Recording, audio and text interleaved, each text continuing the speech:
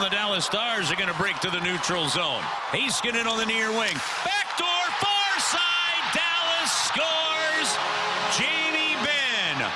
Wide open. Got it past Binnington to a sprawled open net. And the Stars take a 5-4 lead. 22.1 to go. I don't believe it. I honestly don't believe it. It happened again. The Dallas Stars scored in the final minute for the third consecutive meeting against the Blues. They rip points away and they win in regulation 5-4, and sending the Blues to their Olympic break, having lost these last two games on the road. I think we're a really frustrated group. I mean, this is the third time that we lose in the last minute against Dallas in our last three games, and the last three games we played, we're not playing smart enough hockey to be able to get points or wins. What a game. What a finish to first half, I guess you want to call it, the pre-Olympic break. What a finish. Call courtesy of your home of the Blues, 101 ESPN. Chris Kerber on the call last night. A fantastic call by him. I don't believe it. I do. It felt very believable last night. I absolutely believe it. Are you kidding? Look, it doesn't happen two other times in less than 2 weeks and then it not happen the third time. What a perfect way for the pre-Olympic break Blues season to come to a conclusion. Probably a better word to use than perfect, but what a symbolic way. There we go. Nailed for it. This first half of the year. Dug into that thesaurus, and you came out with a golden word, my friend. 5-4 loss on the road at Dallas. They haven't won on the road in 16 years. They've won 20 of their first 57 games. No team in the last 25 years has made the playoffs after winning only 20 of their first 57 games. It's a no good, very bad season for the St. Louis Blues. When they're playing well offensively, they suck defensively. When they're playing well offensively and defensively, their goaltenders are bad. When their goaltenders sometimes are actually decent, well, everything else falls apart. Their special teams have been no good. They have reshuffled the deck on the coaching staff side of things. Their power play's mostly been bad. Their special teams in general have been quite bad. There's just not a whole lot to look forward to other than the NHL draft. And yesterday it was announced that one of the top overall selections is facing felony counts for a fight that took place at a bar recently at Penn State. Yeah, we'll get more into that. Other than that, we'll get more into that one, but I got a different take than most people do on it, or maybe most people have the same take. Yeah. Look, it's whack-a-mole. This has been a whack-a-mole season. Every time you think you get that pesky mole, and the next one pops up, and you start whacking the next one. Doug Armstrong used the word embarrassing twice when he was interviewed by Corey Miller for KSDK a couple of weeks ago. That was an embarrassing loss. And I'm saying that riding the coattails of the new Nashville game where they were up 5-1 and they lost that game. But, man, you can't lose that way. You can lose in overtime. You can lose in a shootout. Hell, you could lose in regulation with a just highlight reel goal where it's like, well, there's no stopping that. It genuinely pissed me off of how Dallas scored that game-winning goal with 23 seconds left. You still have emotions about this team.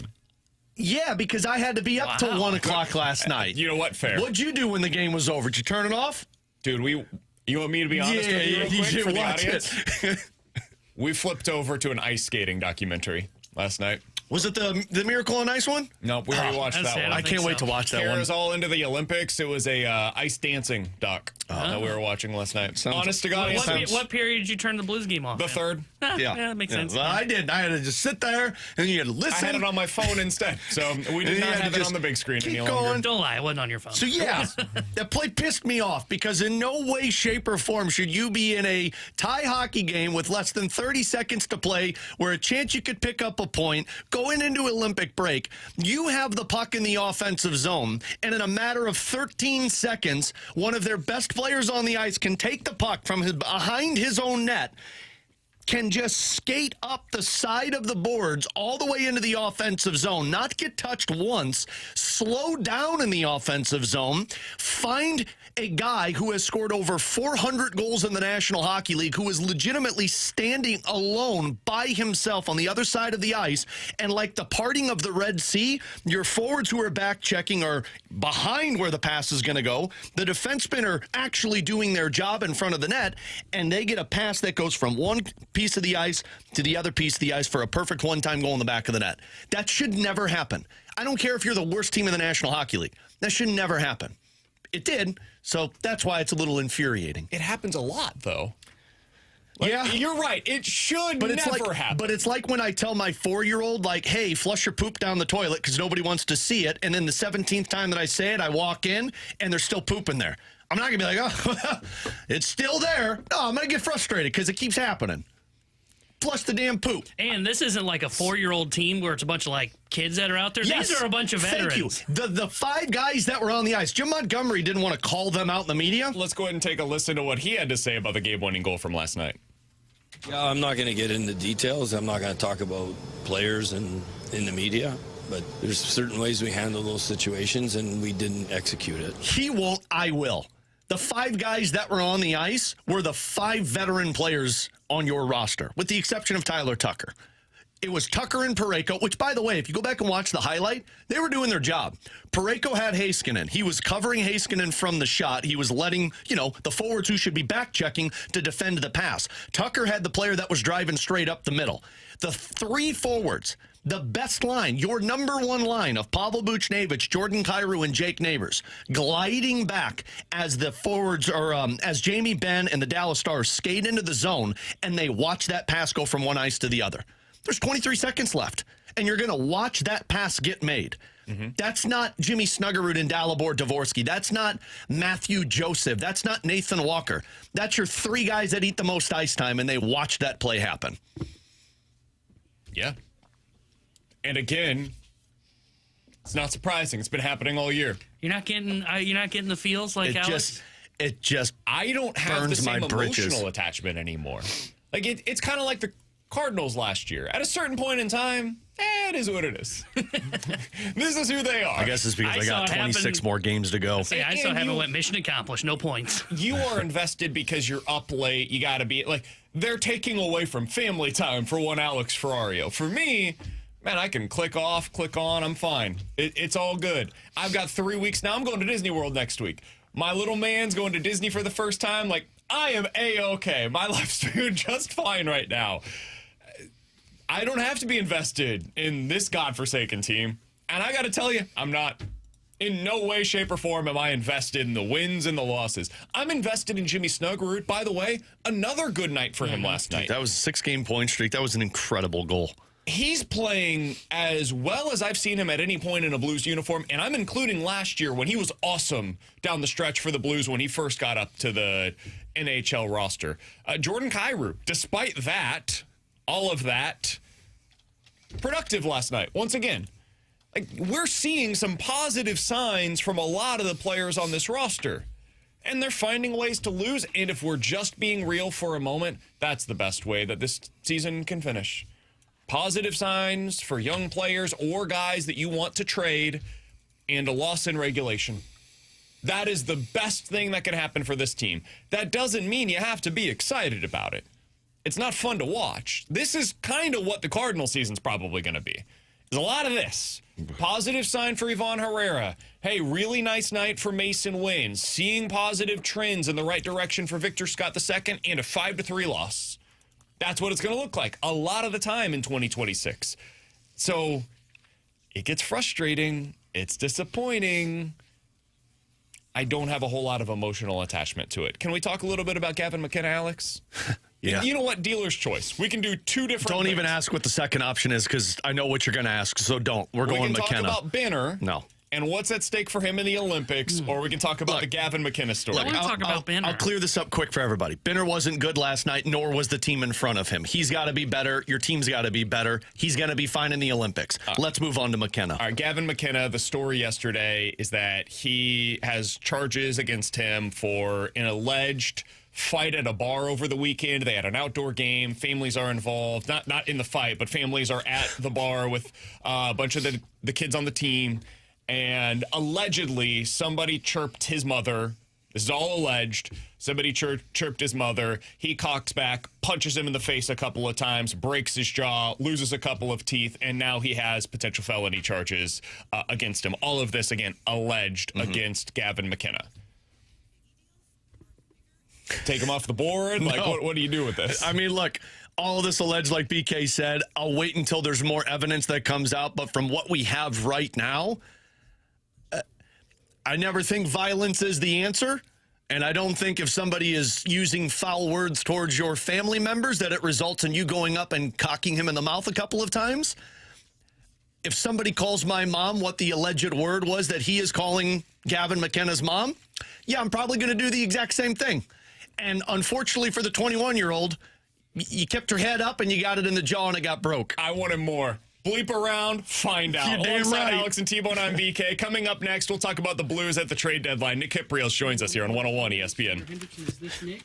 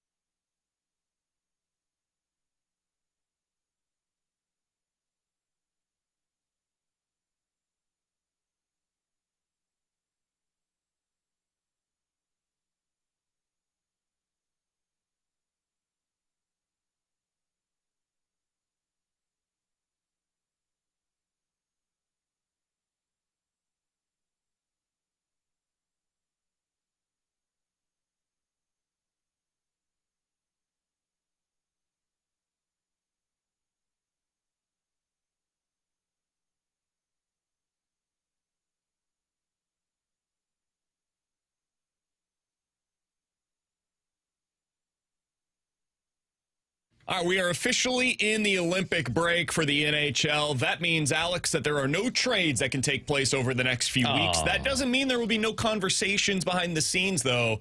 I would imagine Doug Armstrong and Alexander Steen will be quite busy as they head into the Olympic break. NHL insider for Sportsnet, Nick Kypreos, is all over the trade deadline speculation. He's got his trade board over at Sportsnet. He joins us now via the Callier and Thompson hotline. Nick, we appreciate the time, man. How you doing today? Doing well, thanks. Everybody catching their breath a little bit while we get regrouped for the Olympics. But, behind the scenes, I'm sure there'll be as much talk as before this whole thing started. So we'll see where it goes. Could we start with the Olympics, and we'll get to some of the trade speculation? Because one of the players that I'm most interested in is Jordan Binnington, both from a trade perspective and also the Olympics. Nick, you're as plugged in as anybody up there in Canada. What is your belief, what is your opinion on how Jordan Binnington will fit into the goalie situation for Team Canada in the Olympics? That's been a hot button topic up here for sure in terms of where the goaltending is and how how questionable or how big of a story it can become in the tournament. Listen, everybody would feel a lot better if Jordan Binnington looked like the Stanley Cup goalie that he was a few years back in St. Louis, or the goalie that was able to beat the USA team in the Four Nations, but he has not had a very good season at all. We've seen that, and we've witnessed that. So the concerns is who starts and who gets the first crack at running with this thing. And Jordan has not put himself in a position to be that guy. So as early as that first game against Czechia, will we see Thompson, or will we get Jordan Binnington having a crack at it first? But there's no question that there are believers in Jordan Binnington, despite the poor season, and he wouldn't be on this team if they didn't have people that believed in him. So we know what he's like. We know how competitive he is. We know that he's got a reputation for being a big-time guy when push comes to shove. Logan Thompson has no record of that, although he's having a much better season. So it'll be very interesting who starts that first game and what kind of message it sends. On the Binnington front, the trade speculation-wise, Nick, I think a lot of people hear that and say, well, how can he get traded when he's performing as bad as he is? But I have to imagine NHL teams see what he does in the postseason and say, yeah, but he could help us get to a Stanley Cup. Do you feel, or have you heard, if there's going to be a lot of action or calls surrounding Jordan Binnington? Yeah, right now it doesn't appear like it's a real strong market coming towards the trade deadline. We assumed that Edmonton all season long was one of those teams that had to make a move, and they did, but it didn't include Jordan Binnington. And, you know, he's also got trade protection, and didn't sound like Edmonton was on his list anyways. But I think anybody could be talked into having a crack at winning a Stanley Cup with Connor McDavid, but it never got there. So outside of that, what kind of market is out there? Who's looking? It doesn't appear to me.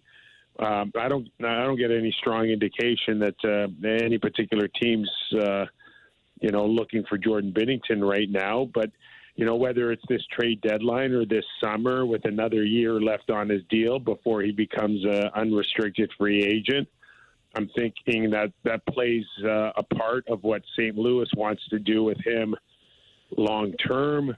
And he'd want to continue to play in his career, and he's looking at another big payday. So he's going to have to rebound next season to get that contract extension. And if it's not going to be with St. Louis, then he's got to really think about where his next move is.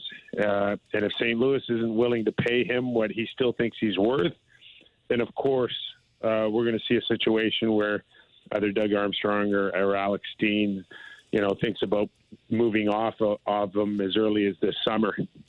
Do you think that the Olympics could change that at all, Nick? I mean, if he goes out there and looks the way that he did a year ago in that Four Nations face-off, do you get the sense that teams could then circle back and say, you know what, maybe he hasn't had the best season, but a lot of that is maybe due in part to what's in front of him, still has that big game mantra around him. Is that something that could change if he looks great in the Olympics in your mind? Yeah, I do, and it really is, to me, an excellent point that you need that guy. You need that guy to be there for you every night, and he was in St. Louis when they won the Cup. And it's that mental toughness that he's never going to have a bad game. Two games in a row in the playoffs, and that's where sometimes teams lose their strength or their ability to move on is simply in net. Now, I don't know where Edmonton is once again with Tristan Jarry, or where some other teams may be looking at long term. Philadelphia needs a goalie, guys. There's no question about that. New Jersey's in the same predicament here. They're not happy with their situation. Buffalo has had a tremendous season, but they've got injury problems with a couple of guys, and Alec Lyon's done a terrific job, but no one believes that he can win them a Stanley Cup. So, it would be bold. It would be a bold move to trade for Binnington. But to your point, coming off a strong performance at the Olympics with the very best players in the world will make a lot of teams believe that this guy is a great goalie who just needs a change of scenery.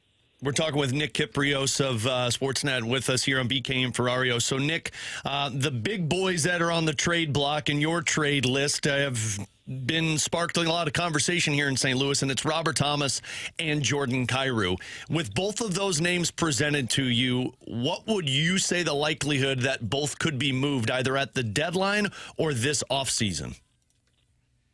Yeah, as far as anything up until this trade deadline, I mean, I don't see any team really putting in the commitment that it would take to get Robert Thomas. So I think that's something that could be certainly revisited in the summer on his future. I don't anticipate any team coming up with the asking price of what St. Louis wants. Kyrou's been out there for the last little while. He's got trade protection as we know it. But I also believe that he's open to looking at different scenarios on trying to win a Stanley Cup. So we'll just have to wait and see where this thing plays out. But these guys have got tremendous strength right now with trade protection. All of these guys, and we just saw it with Panarin. A lot of disappointed New York Ranger fans, guys, over the return on Panarin just being one of a fairly decent prospect in Greentree, but certainly nothing that suggests that this guy is a can't-miss prospect. So Panarin picked his spot. Kyrou, Robert Thomas, will they pick their spots? We'll have to wait and see, but I don't see it, guys. I really don't see it in terms of anything imminent. In a market starved for both defensemen and centers, the Blues have a few guys that could potentially fit into that criteria as well with less trade protection. Nick, you've got Justin Falk, limited no trade clause for him, 1 more year of term. You've got Braden Shin, whose name is once again going to be out there, got a couple of years left on term, limited no trade protection there. And Pius Suter, who's had a decent season when healthy this year for the Blues, does not have any no trade protection and 1 more year of control. Are those guys, in your opinion, more likely to be dealt than Kyrou and Thomas? And what do you think the Blues could command in return for them? Well, as far as Shen, Falk, Buchnevich, if you want to throw him out there, we are talking about potential first and second round picks, and perhaps a prospect. Shen's getting up there a little bit in age, and the production's not there. But I certainly think that there's a shortage of center icemen that can come in. We had him linked to Toronto last year. Toronto was very aggressive on him. For whatever reason, it didn't happen. They would have loved to have Braden Shen go up against Bennett in a Toronto, Florida. But I would imagine that there's other teams out there thinking the same way here. So I think Shen could still get you a first-round pick, a conditional first-round pick, a B prospect. That's the neighborhood we're looking at. And to your point, with Suter as well at center, these guys they're in demand. They're in demand, which could drive the price up a little bit for Doug Armstrong and Alex Steen. But those are more realistic. I'd be very surprised to see, to your point about Falk still being part of the team here.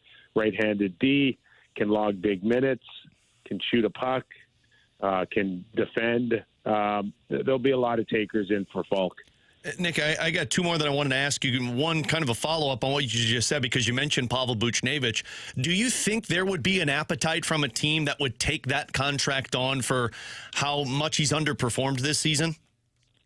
Yeah, well, I think that's the tricky part for sure.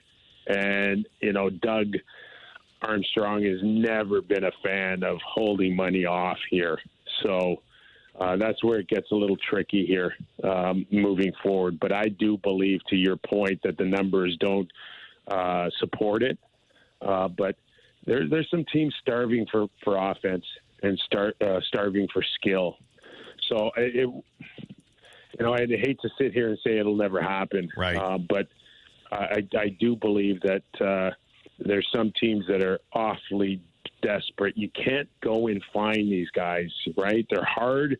It's hard to find that type of talent, that type of skill, even though it's underperforming. It's got to be a real gut instinct on whether or not you think that this guy can turn things around. But there's no question there's teams out there that would love to have him, but I'm not sure at what price. So, Nick, that's my final one that I wanted to ask. In a world of us speculating and saying, like, oh, do you think this guy's going to get moved? Do you think this guy's going to get moved? When you look at the Blues, Nick, and I don't know how in tune you're with them because obviously there's a lot more going on up in Canada, what do you think the Blues should do for how much they've underperformed this season and the last few seasons? Yeah, I think, I'm up in Toronto, right? And everybody's sitting there going, blow it up or just trade a few guys and come back next year. And you guys are the same way. Listen, I mean, the year you guys won the Stanley Cup down there, I picked the Blues to win it. I also picked them this year. Like, I loved Montgomery coming in. I loved how they finished the season last year, and I love how they came within a second of beating the Winnipeg Jets last year. I thought things were really lined up well. But this game, man, it turns fast. And the bottom line is Robert Thomas and Kyrou were supposed to be the guys. And if you don't feel like they're the guys anymore, then they should think about moving Thomas and seeing what kind of pieces you can come up with, 3 or 4 quality picks and maybe another centerman to offset it a little bit here. But if you don't believe that these guys are going to lead you to the promised land, then yeah, absolutely you should think about to move off of them. And Thomas is a young guy still with all this upside. I don't know whether or not some teams consider him a number 1 centerman to win a Stanley Cup or a terrific number 2.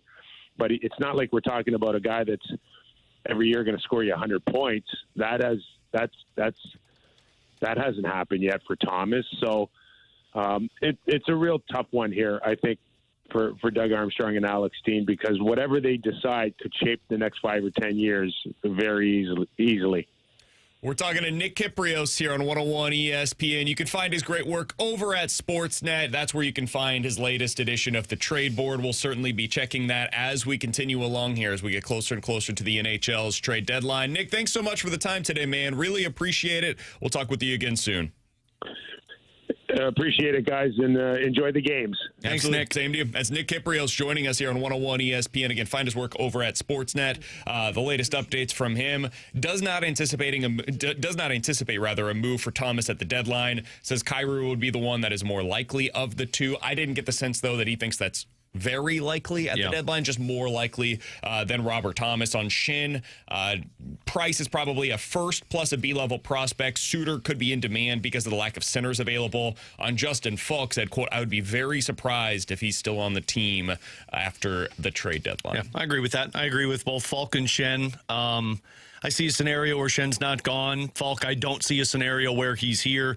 I just fall in the camp of I really think we'll see Kyrou moved at the deadline, and we'll get into this a little bit later, but I really wonder for the teams that missed out on Panarin how much they come calling to the Blues, because he's cheaper than what Panarin would have cost. Now, he's not going to put up the same amount of goals that Panarin cost, but he's younger and plays faster than what Panarin does. And I know this is going to sound really absurd for me to say, he's a better defensive forward than what Artemi Panarin is. So, that's the one that I still fall into the camp, and we just really didn't have the time to get into it. But I think Suitor is one that falls into this. Although now with Bukestad being moved, I kind of wonder if they hesitate on Suitor a little bit more unless somebody blows them out of the water. Maybe. Because he's a versatile guy, and frankly, you're going to need somebody who can play center and wing next year. It's why I thought Suitor was the one that was going to get moved and not Bukestad.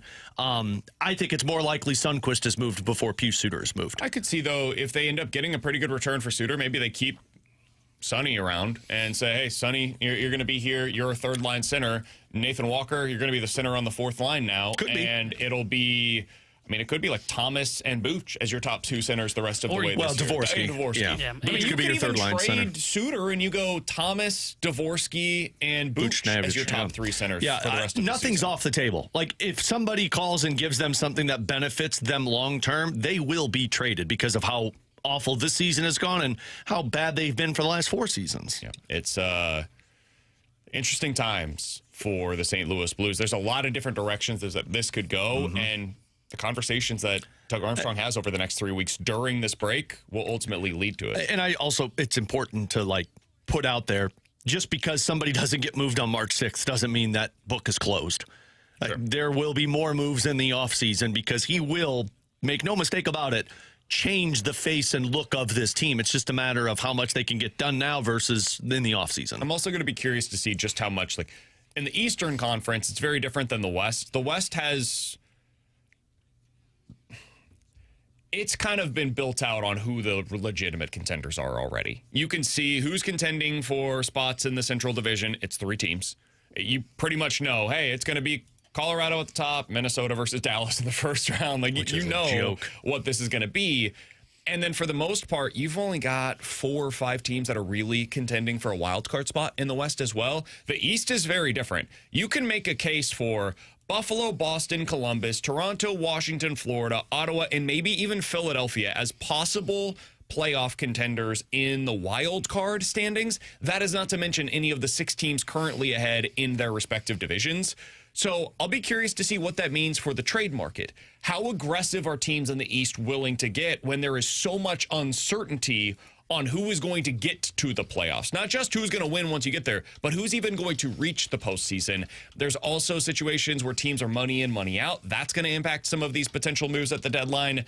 And then in the West, maybe that's where you get your more aggressive buyers. Yeah. Maybe that's what you should be expecting if you're the Blues. But if you're Doug Armstrong, are you willing to trade guys that have a bunch of term remaining to the Western Conference? That's going to be something that you have to play into this as well. Coming up in 15 minutes, we'll get into questions and answers. 314-399-9646 is the Air Comfort Service text line to get involved in the show. You can check us out on YouTube, as always, at youtube.com/101ESPN STL. Coming up next, the best player remaining on the market finally signed.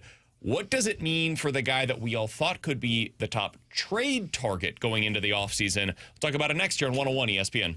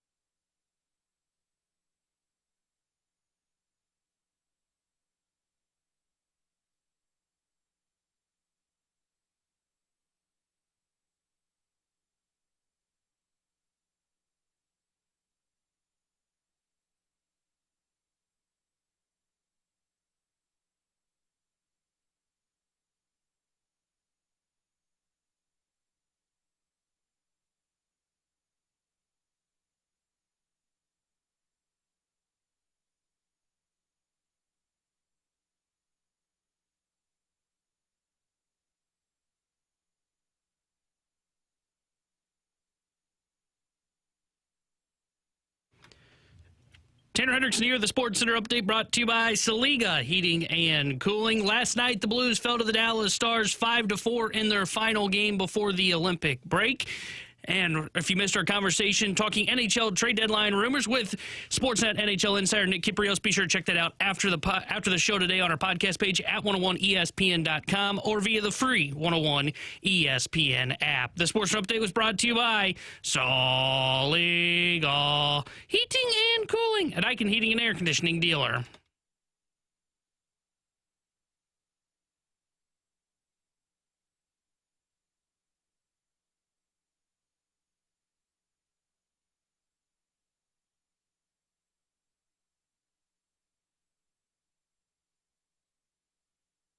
It finally happened, Alex.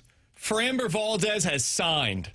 One of the top free agents available has signed a 3-year, $115 million deal with the Detroit Tigers. Oh. Who came out of nowhere to make the sign. Finally, the Dodgers lost out for once. Yeah, finally. Tarik Skubal because they didn't want him. Still on the roster. Ferrario Rewind now on the roster. And according to Ken Rosenthal, the expectation is that both will be on the roster to start out the 2026 season in Detroit. I think that's great. Yeah. This is the kind of move that, like, if the Cardinals are going to build this thing the way that we all hope that they do, tear it down to the studs and then build it back up again. These are the kinds of moves that they will need to make eventually. You can't just go up to that line. Eventually, you've got to tiptoe up to it and then jump right over it. And that, to me, is what this move represents for the Detroit Tigers. Can they win the World Series this year? I don't know, man. I have no idea. No. Probably not. Nobody can, man. Only the Dodgers. But having Ferrario Rewind and Tarik Skubal at the top of your rotation gives you a shot. It allows you to get into the postseason, and those two guys are the kind of frontline starters that Philly had that allowed them to get in, or that Arizona had that allowed them to get in. And then once you get to the World Series, man, anything can happen in a 7-game series. We talk about the Dodgers as if they're world beaters, and they are. Dude, they were like 60 feet away from the Toronto Blue Jays beating them in the World Series this past season. So who knows? Who knows what can happen once you get there? But I love the signing for Detroit. I am happy to see that they are planning to keep Tarik Skubal around as well. And if you're a Cardinals fan and you're looking for a model of, okay, what does it look like when they build back again? This is the kind of thing that they're going to need to do, where they go out and get highly aggressive to add one of those guys that can potentially put them back over the top. So correct me if I'm wrong. Skubal, this is his last year before he's a free agent, correct? So he has to get paid. Because when I saw that this move went down, the first comp I came up with was this is what the Blues did when they traded for Justin Falk. You got insurance because you just weren't sure, are we going to be able to keep Alex Pietrangelo? I don't think that there's any insurance. Like, they know Tarik Skubal's not coming back. But he's gone. They also did that because they were like, if we're losing Alex Pietrangelo, let's make ourselves as good as we can. Let's go out there and get another defenseman. And what they're doing is, hey, we got one more year with Tarik Skubal. Doesn't look like it's possible to beat the Dodgers. Let's give it our best shot. Let's go out there and sign a guy to what you're just saying of making yourself aggressive and saying, if we've got one more year of a guy that we're just not going to be able to keep, then let's go out there and build a roster so that we can be as competitive possible so that people will see, look, we're trying. We can't keep this player, but we're going to do everything in our possible to go out there and try and win. Yeah, to me, and I've had my back and forth with T-Bone on this, like, this is what they should do. It's the absolute correct decision. You don't trade Tarik Skubal. I'm sorry, you don't. You try to build around him and win a World Series when you have Tarik Skubal, because you're not going to be able to keep him. He's going to go somewhere else. He's going to get $400 million somewhere else. And that's fine. You live to fight another day. This allows you to have a number one starter beyond the 2026 season. Ferrario Rewind has been that for the Houston Astros. He's a really good starting pitcher. Now, there's some other stuff there. I understand he had a really bad game where he purposefully, it looked like, crossed up his catcher. That's not good. You don't want that.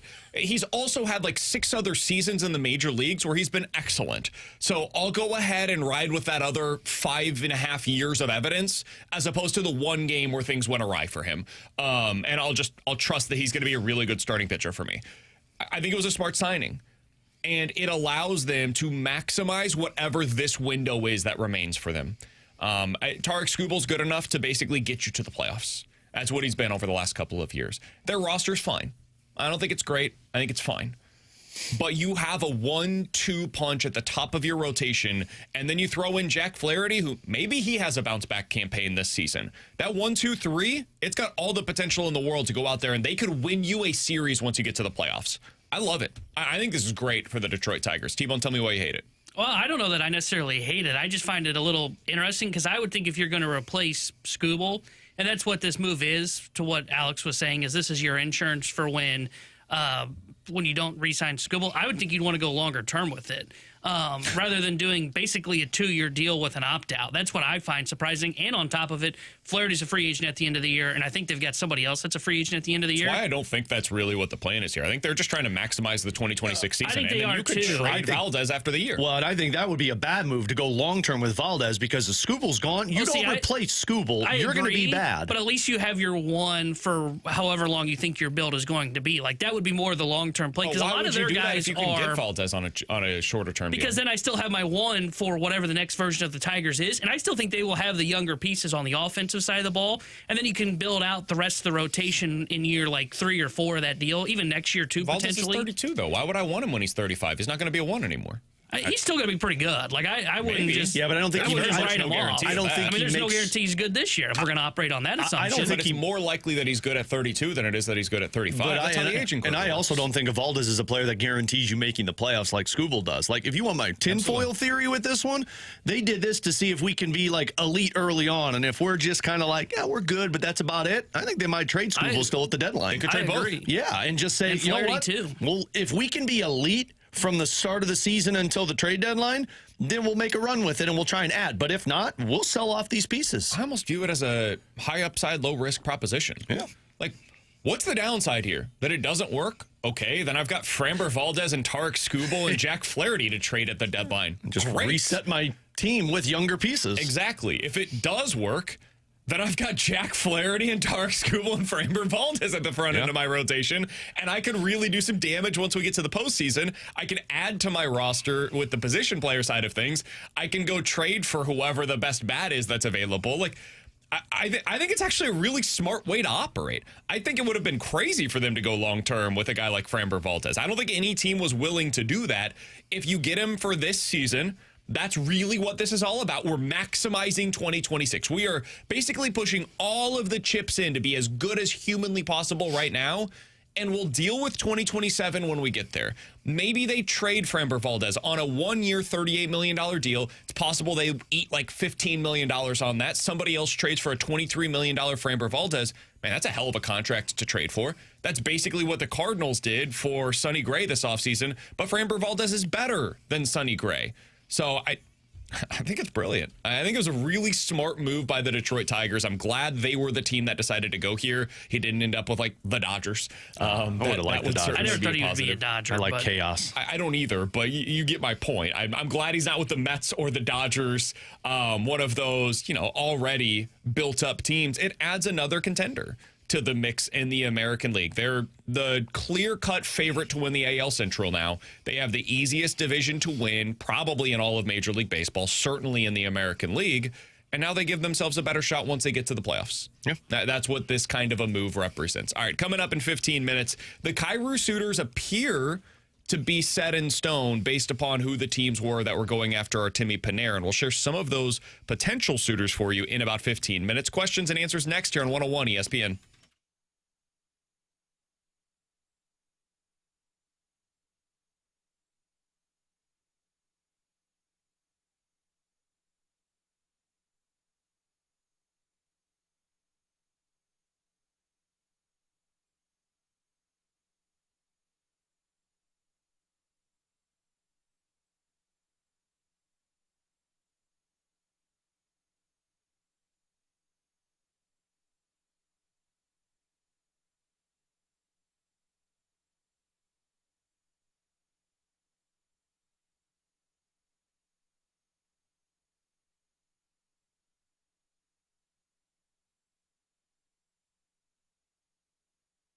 Alex Ferrario with you to talk about my friends over at Classic Air Care, the company that has been making people comfortable since 1926. They've been making my family comfortable since 2016. And everybody knows the secret that February is that best month if you're looking to get a new HVAC system in terms of deals, because obviously they're not as busy in the wintertime with those HVAC systems, so you could get it a little cheaper than what you'd be paying for in the spring or summertime. And right now over at Classic Air Care, if you purchase a new HVAC system, they're throwing in a water heater for free. And the other thing that I love with Classic Air Care, I didn't realize this until we had our new unit installed. We had a little humidifier attached to it that was just out of commission. It wasn't working. And they explained to us that, you could flip this one over when you do the new HVAC system. And these dry months, when it's so cold outside, so freezing cold outside, it actually helps that the pressure in your home in terms of that humidifier. So you can add those on for $100 as well. So you could check them out. They are incredible customer service. They've got 100 vans out on the road, which means they're going to get back to you within 24 hours.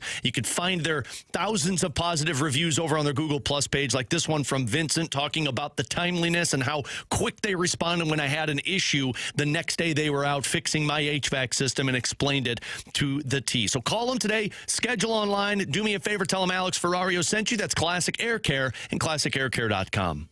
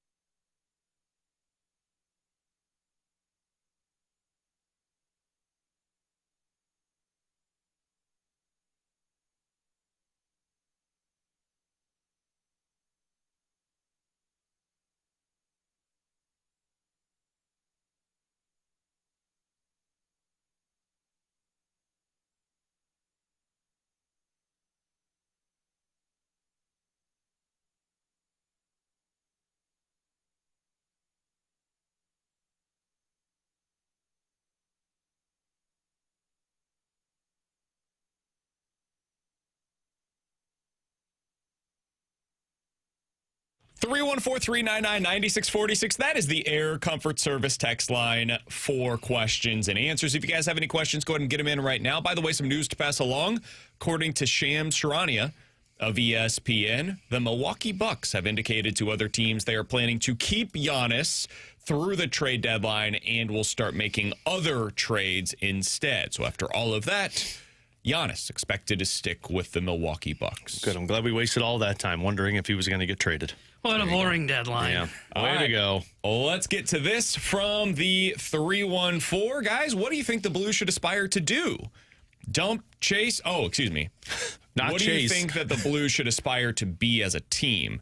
Dump, chase, and grind, or become more speed and skill as most of the league is now? Well, you saw what happened when they tried to go speed and skill, didn't you?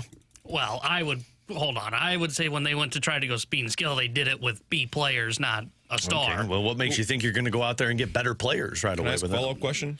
A top 2 pick.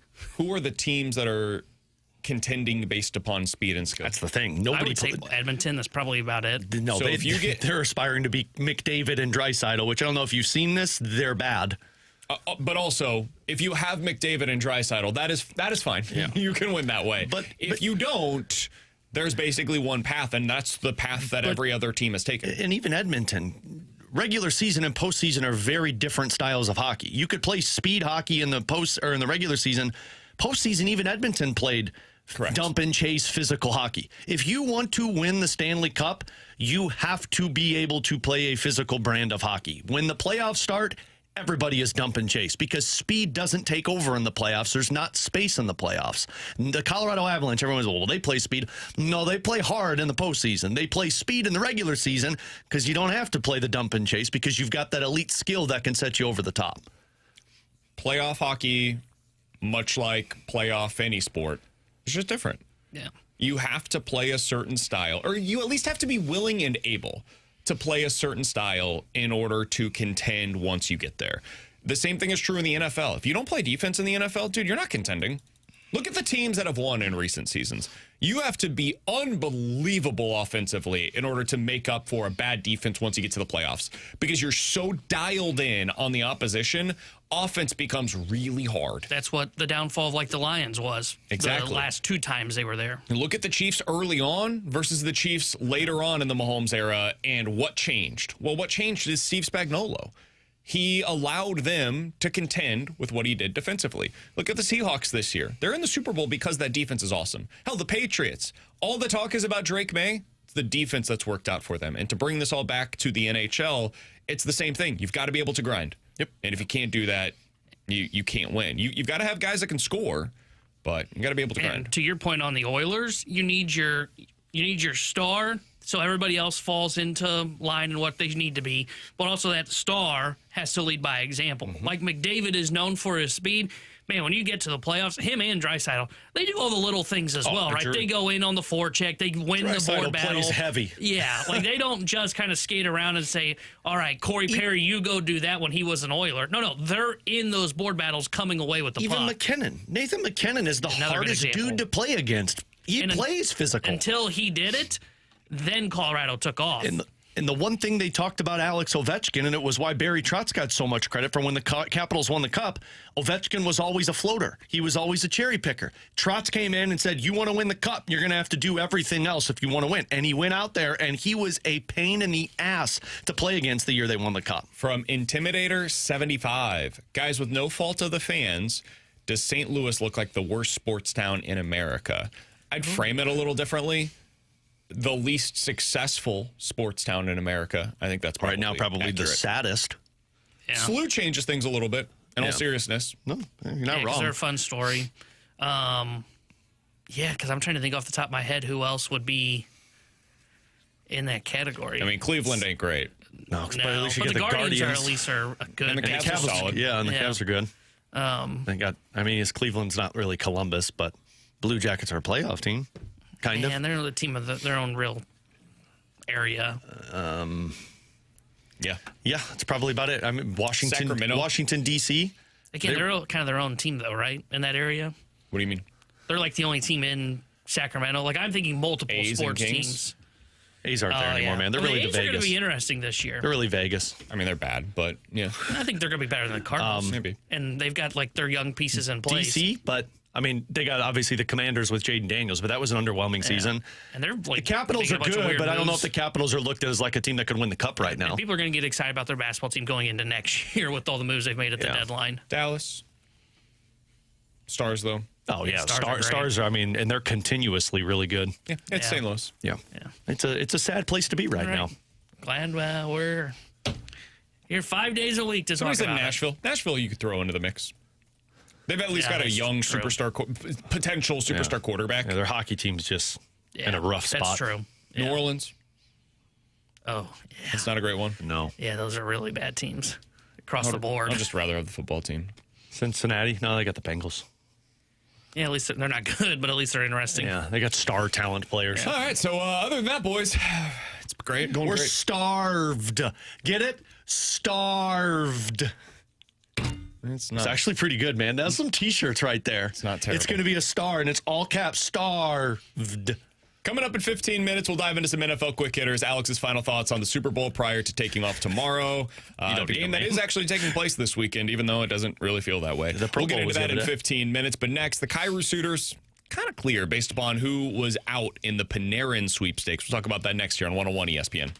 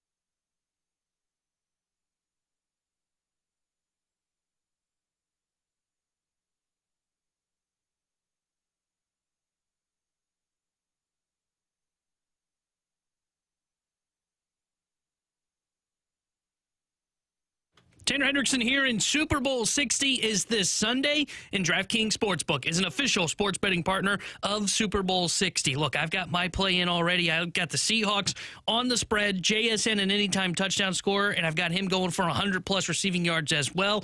And then I also took Drake May under his passing yards prop because, look, he had been dealing with shoulder injury. He just got taken off the injury report. Let's just be honest, though. He hasn't been good all postseason long. So get over there to the DraftKings Sportsbook app, and how about this? They've got your back during the Super Bowl with early exit protection. If a player goes down in your eligible NFL prop bet in the first half, you still get paid out in cash immediately once your bet settles. No bonus bets, no waiting. So download that DraftKings Sportsbook app now and use code Tanner. That's code Tanner to turn $5 into $300 in bonus bets if your bet wins. In partnership with DraftKings, the crown is yours. Gambling problem? Call 1-800-GAMBLER. 21 plus. Physically present in Missouri. Eligibility restrictions apply. Bet must win to receive bonus bets which expire in 7 days. Minimum odds required. For additional terms and responsible gaming resources, see dkng.co/audio. Limited time offer.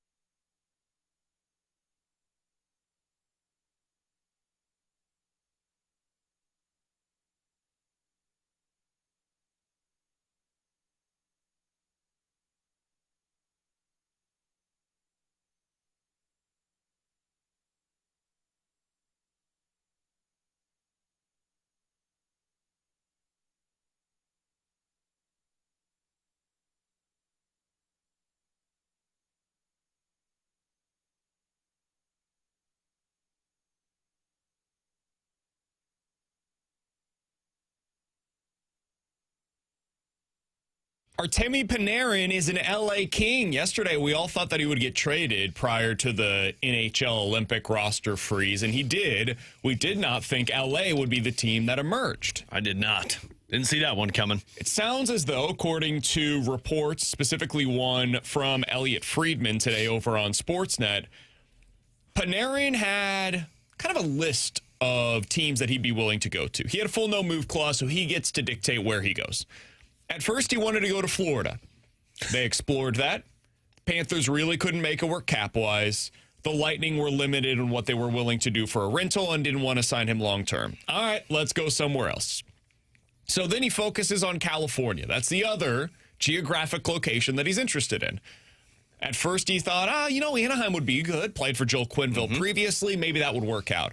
Anaheim was like, we are not extending you. And he's like, all right, next one up. So, damn. San Jose was an option for him. Couldn't work it out for whatever reason. And then LA got into the mix. And it seemed like that was the landing spot, but they couldn't figure out the terms of the deal. How do we make this extension work for Panarin? So, according to the story by Elliot Friedman, his agent reportedly went to a bunch of teams across the league and said, hey, what would you be willing to give us? What's the money going to look like here? And one team in Seattle was willing to offer 4 years at 15 per. Side tangent, I don't know what the hell the Seattle Kraken are doing. That is the dumbest move that they would have tried to do that. But anyway. Desperation when you can't get stars. Bingo. I mean, that let's be honest, that might be the thing the Blues may need to do at some point. Sure, but it doesn't make any sense to go throw $15 million at a guy who might be good. Put a pin in that for a second. I want to come back to it. No, I don't even want to come back to it. So he said, all right, we've got a big money deal out there. Here's what we can get. Let's go back to the Kings. Let's see what they're willing to offer us now. So they get the deal done with the Kings, and that's ultimately where he wanted to go. $45 million, something like that. They get a deal done. 2 years, $22 million. Yeah. They upped the AAV, fewer years, gets to go back to the market at like 36 years old. So he's an LA King now. Alex, this story doesn't seem on the surface as though it matters a whole lot for the Blues. I think it has significant implications for the Jordan Kyrou market. I agree. Whoever missed out on Panarin now has a hole in their lineup that they know Panarin will not be able to fill. They need, or at least we're targeting, a playmaking winger with the ability to score some goals for them as well. And coming at a significant cost, both with cap and potential acquisition cost and prospect capital. Mm-hmm. The Blues have one of those. Yeah, they do, and he's younger, and he's under control. Jordan Kyrou might not be the same level of player as Artemi Panarin, but as you mentioned, he's younger, he's coming at a cheaper rate, and you can trade for him right now. He's potentially available as well. I would look to Washington, Utah, who were two other teams that were mentioned here, Carolina, Seattle, maybe Anaheim. We'll see on them. I would say maybe not because they didn't want to go long-term with Panarin, but throw them in there. San Jose was apparently a team that was also maybe kind of thinking about something here. It seems as though there's plenty of teams that would be suitors, Alex, for a guy with Jordan Kyrou's skill set.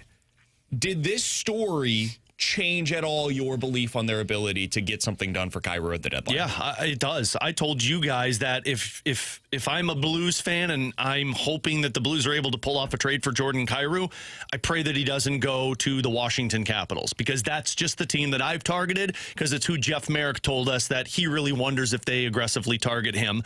And Seattle's the other one. Seattle's the one that we've heard the speculation of, Shane Wright could be available. Now Matty Beniers has been available.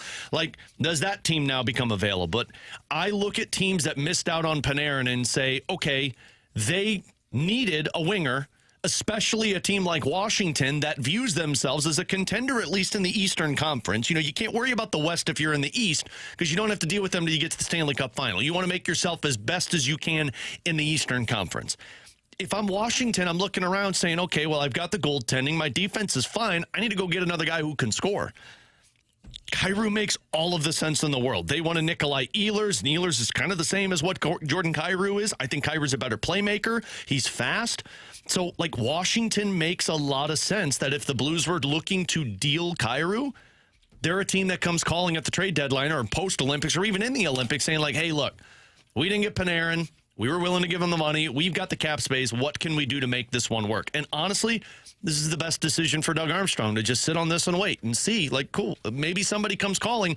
Because the difference with the Rangers, not only do the Rangers have themselves backed in a corner because Panarin had a no-move clause, but guys, the Rangers put a letter out to their fan base that basically said, hey, we're going into a rebuild. We're selling everything off. You have no leverage in the trade market. Correct. You're getting the only thing that they're willing to give you because they know you need to get rid of Panarin. Also, it's a no move and expiring contract. Yeah. Like, they literally had zero leverage in this situation. They're lucky to get what they got out of that deal. I saw people up in arms about it. Like, yeah, it's a bad trade, but it's the best that you could get. Correct. So if I'm the Blues, I've got Kyrou. I don't have to move him, although internally it does feel like you need to move him. So, yeah, Washington, Seattle, Carolina. I don't know as much about Utah or Dallas because you just have to up the return if you're Doug Armstrong of what's coming back if you're moving them to the Central. And I've said from the get-go, I really wonder about Buffalo because I think Buffalo would be a team, maybe not in season, but the offseason. If they don't keep Alex Tuck, they're going to want more offense. What's the deal with Washington? How do they get this done? So if it's me, I'm looking for either a top 6 winger that's in the same age frame as all these people, 21, 22 years old, or me personally, I'm looking for a defenseman. I put this out on Twitter yesterday. I'd be targeting Cole Hudson. He's a young defenseman who was drafted in the second round by the Capitals. I think it was either last year or 2 years ago. He's Lane Hudson's brother who plays for the Montreal Canadiens. He's in college right now. I would be targeting that. They've got a couple of younger forwards, Parasek, a Andrew Cristall. I think if you're asking for the moon, which you're not going to get, this Ilya Protas, you're asking for somebody that's between 19 and 21 years old. And I think the preference is you're either going a winger or you're going a defenseman. So I agree. I think that makes all the sense in the world. How do they make it work cap-wise? Because it sounds like Pierre-Luc Dubois is coming back soon. Yeah, but he's on IR, so he's not on LTIR, so his cap wasn't going, the cap was still hitting them. So, they don't have anybody on LTIR, and right now, at least according to Puckpedia, they got $6.7 million in cap space. And you're talking about $8 million. So you're going to have to take some type of salary back the other way. I'm looking at this roughly right now. You take on Anthony Beauvillier, who's a 28-year-old third-line winger for them who's making $2.75 million this year and next year. You take that on, and you get a prospect and some type of draft pick, a second or a third-round draft pick in return. And for them, how do they make that work cap-wise moving forward? I don't think they have to worry about that moving forward because Ovechkin's making $9.5 million. He's a UFA after this year. He's probably going to make a lesser salary with more bonuses attached to it. They've got a couple of guys that are up for contract extensions, but not anything that's going to blow them out of the water. They can handle $8 million coming in with the cap rising. So I think Washington is the one that you can actually easily make this one work. More so, Seattle, you're probably talking about taking on one of those younger players. They've got plenty of salary cap space. I don't know how Carolina makes it work. Buffalo, I've told you guys before, I wonder if you trade Kyrou for Owen Power. Salary in, salary out. They're getting rid of an area that they have a lot of guys in, and they need help on the offensive side. How do they have so much cap space? Who? Washington. Washington? They don't have a whole lot of guys that are making a lot of money. Chikrin's making $9 million. Carlson's making $8 million. They've got $93 million against the cap, and the cap's 95, right? Yeah. So I'm not understanding how they have $6.5 million in cap space. I don't know because all their guys are on IR, not LTIR, and that IR money counts against your cap still. But Puckpedia has them all on IR unless somebody's on LTIR and they haven't updated it. But they typically do a pretty good job with that. But I don't know how they make that. I don't know what's different with that one, but it says their deadline cap space is $11 million. If that's the case. And again, next year. Get it done, Army. If they can take on an $8 million player at the deadline, it works. Hell yeah, dude. Well, and next year, they got $35 million in cap space. The next year, $55 million. The next year, $63 million. Teams are about to have a lot more money to spend because of the spike that's coming in the cap over the next couple of seasons. Yeah, and remember, I think it would be discounted a little bit for the rest of this season if you trade him at the deadline because you're only paying a certain amount of money in cap space for the rest of this season, and then you get the full AAV for next season. What? Say that? In terms of what the team is paying the player, it's less salary. Yeah, the cap number on Kyrou, for example, is not $8 million. $8 million for the rest Now, of this you year. have to be cap compliant at the playoffs. No, I understand that. Yeah, and then next year, I mean, it's the $8 million. And, if you look at this, the money he's being paid, not the AAV, but the money, this year is the most money he is being paid. It's like $10 million. Yeah. Next year, he's making like $6.5 million. Next year, 6 after that. So it's going down. So I personally think the two teams that make the most sense to me that I think you can pull off, one at the deadline, one in the offseason, Washington at the deadline. And like I said, I would target Cole Hudson because I think you need help on the defensive side, specifically in your top four, and you're going younger. Or I've brought up Buffalo, and I think it makes sense that in the offseason, they're going to have to move out one of their defensemen, whether it's Owen Power or Bo Byram. And that's where I think Kyrou can be the piece that you go the other way. Alongside Alex and T-Bone, I'm BK. It's BK and Ferrario here on 101 ESPN in 15 minutes. Joey Vitale stops by to join the show. We'll get his thoughts on this team as it is officially entering into the Olympic break. Joey Vitale, Blues analyst in 15 minutes. Next, NFL quick hitters here on BK and Ferrario.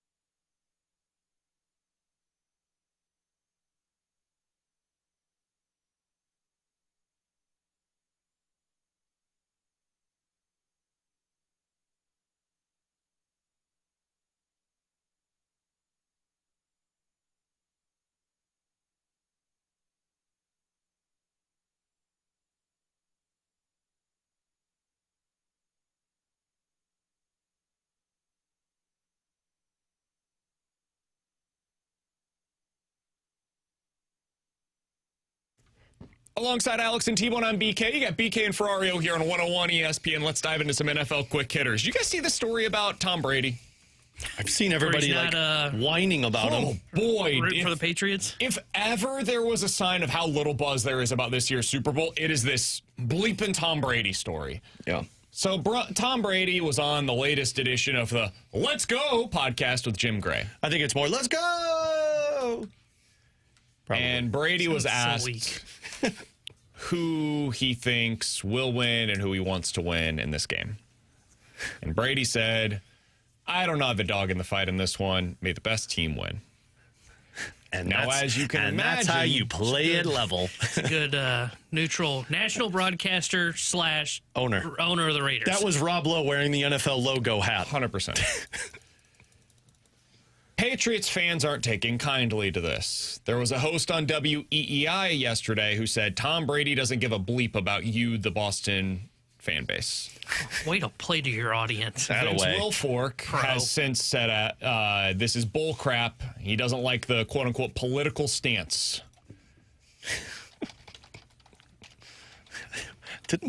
How long did Wilfork play for the Patriots? Quite a long time. Did he? They were teammates, yeah. Well, I know they were teammates. I just didn't know how long he was playing there for. Asante Samuel tweeted out, former Patriot as well, Brady, you can't be the only one winning Super Bowls. Let me find you hating on Drake May and Vrabel. Quote, I don't have a dog in this fight, end quote.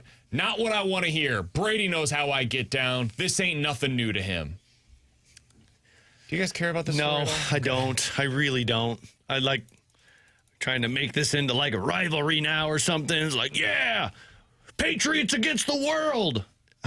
Who cares, man? He owns a team in the NFL. Of course he's going to say, I made the best team win. Because if he would have said, I want the Patriots to win, oh, he owns the AFC team and his team that he owns, and he wants the Patriots to win. I will say, I do think it's kind of interesting how players view themselves and how much they associate with the team.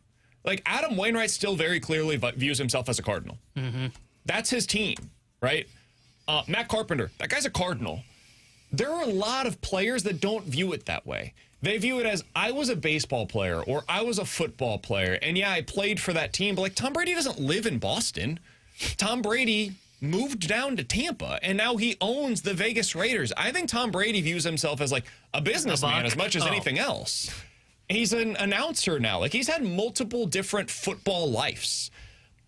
I don't know that he views himself exclusively as a Patriot at this point in time. So there is something there. That'll flip once he goes into the Hall of Fame, and then he views himself as a Patriot then. Oh, yeah. He's in their ring. No. I mean, like an actual Pro Football Hall of Famer, and then he'll view himself as a Patriot. Should go in again. with a Bucs cap on. Should go in with a Raiders cap on. I don't know that it will flip for him. I don't think it will either. I think there's something here. I don't care about it. It doesn't bother me at all. But if I was a Patriots fan, I don't know, man. How would you feel if, like, Adam Wainwright or Yadier Molina, like, didn't associate themselves with the Cardinals any longer? But he wasn't associating himself. He said, I don't have a dog in this fight. May the best team win. But he does. But how is that disassociating yourself with your team? Because you're not a Patriot then. I still played for them. I still won them Super Bowls. Yeah, but if you're a Patriot, like, through and through, like, to his point you're on Vince Wilfork. You're at Asante Samuel. You're Rob Gronkowski. Yeah, but I don't own any NFL team. I don't broadcast for any. For example, Wainwright is a broadcaster. Correct. And if the Cardinals, can't wait for this time to come around, but when the Cardinals are back in a World Series, and it is, I don't know, Cardinals versus Yankees, we'll say, Wainwright's probably going to say, yeah, I'm picking the Cardinals, they're my dog in the fight. And Brady didn't. And again, I'm with BK. To me, it means nothing. Don't care about it I'm as a a neutral story. fan, though. I don't care about the Patriots. Exactly. That's not my team. But if it was my team, if a Blue did this, if a Blues player did this, and they were in the spot of Tom Brady, it'd be a little weird. If a common Blues player did this, yes. Not a guy who owns an NFL team. Like, I'd look at it and be like, yeah, he's probably playing it the business route. Sure. And also, yeah, that can bother you as a fan. Yeah. It's okay. I mean, maybe, yeah. I mean, that's part of sports is we get emotionally invested in things that probably shouldn't matter to us. And if I'm a Boston fan, I'm probably pretty ticked off today. Yeah. Man, I invested 20 years of my life, all of my love and attention toward you. And you played it to us like you were Boston strong. Like you're our guy, right? We stayed with you during Deflategate. We stayed with you during your suspension. Like all of that stuff, you were ours, Tom. And we caped for you at every single turn. And now you're an owner of another team and you turn your back on us? Really? I get how you'd be a little peeved if you're a Boston fan.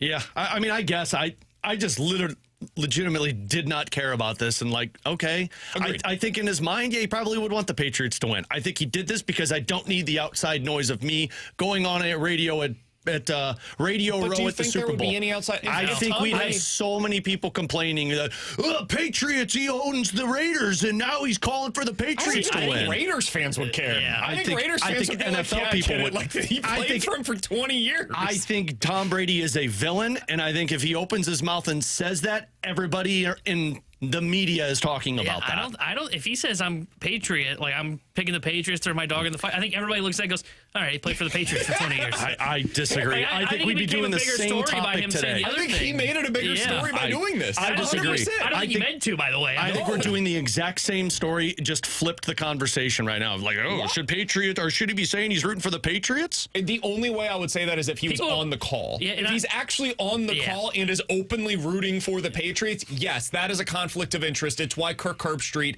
even though I think it's silly, when he's on game day, he doesn't pick the game that he's calling that night. He picks every other game. Yeah. He does have a dog in the fight when Ohio State's playing. Let's be real. His son went there. He played for him. Yeah. We can all look at... Dude, Greg Olson, when Carolina is playing, that was his team. It's okay. We can acknowledge as much. Trent Green, when he's on the call for a Chiefs game, guess what? Got a dog in the fight. He was a Chief. He does their preseason games, man. Alex, when he's on the call for the Blues game, he wants them to win, guys. This just in. Alex likes the Blues. So this season it might be a little different. Strange to me. In all, like, on the actual football side of things, you guys see the story about Nick Emmanwari yesterday? The safety / nickel corner for the Seattle Seahawks came down with an ankle injury. And it sounds like it's actually somewhat significant. Yeah, they showed a video of him limping, getting out of a car, going into the hotel room last night. Got a bunch of work on it yesterday, then went for imaging. That's never something you want to hear as a fan. He's super important to what they do defensively. Now, I'm guessing he'll play. He'll get some stuff that makes him feel really fine. Yeah. I think he's legitimately hurt, but I don't think it's going to have a huge impact. If he were to miss for whatever reason, man, that's a massive loss in their defense because it changes the way they can play. He's the guy that allows them to stay in nickel the entire game because he's good against the run and the pass. So they don't have to go into any of their sub packages, and the offense can't dictate the way that the Seattle defense plays. That's been a big part of their success this season. I would still take Seahawks if he doesn't play. And I get it. It would change it. I'm just giving Mike McDaniel all that credit in the world. I think he's an incredible head coach, calling defensive plays. And I just don't trust Drake May, right? I don't think he's been good in the postseason. I don't think he's going to be good in this game. The injury is big. You're right. I still would take the Seahawks. I wouldn't change my opinion on the matter. It would make me think it's maybe going to be a little closer. That's fair. I think so. Would you still... Well, I don't know how you've felt about the spread. Do you like Seahawks... before this news, -4.5? I do. I think they probably win by about 7. I think people are overestimating how far away this could get from the Patriots. I think it's going to be a low-scoring game. I've got like 20 to 13. Yeah, I love the under in the game because I think it's like 44.5, I think. Yeah, I think it's going to be low-scoring. I think that keeps it pretty close. But, yeah, I like them -4.5. Okay, yeah, I do too. And I would still take that with this injury, too. Alongside T-Bone and Alex, I'm BK. It's BK and Ferrario here on 101 ESPN. Coming up next, I want to ask Joey Vitale about the conversation we were just having about Tom Brady. The Super Bowl?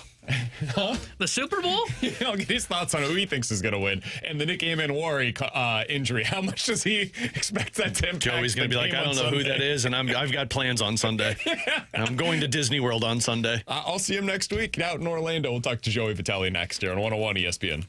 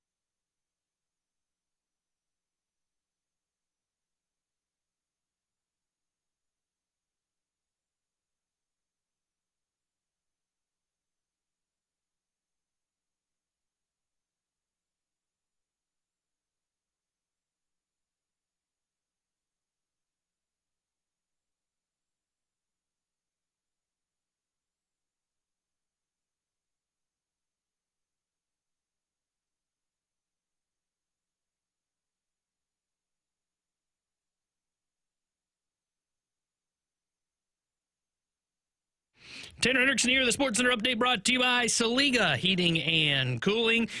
Last night, the St. Louis Blues fell to the Dallas Stars in their final game before the winter break. And our Blues analyst, Joey Vitale, will join us next here on BK and Ferrario. The big news out of Major League Baseball yesterday, the Detroit Tigers signed the top remaining starting pitcher, Framber Valdez, to a 3-year, $115 million contract. The Sports Update was brought to you by Saliga Heating and Cooling, an Icon Heating and Air Conditioning dealer.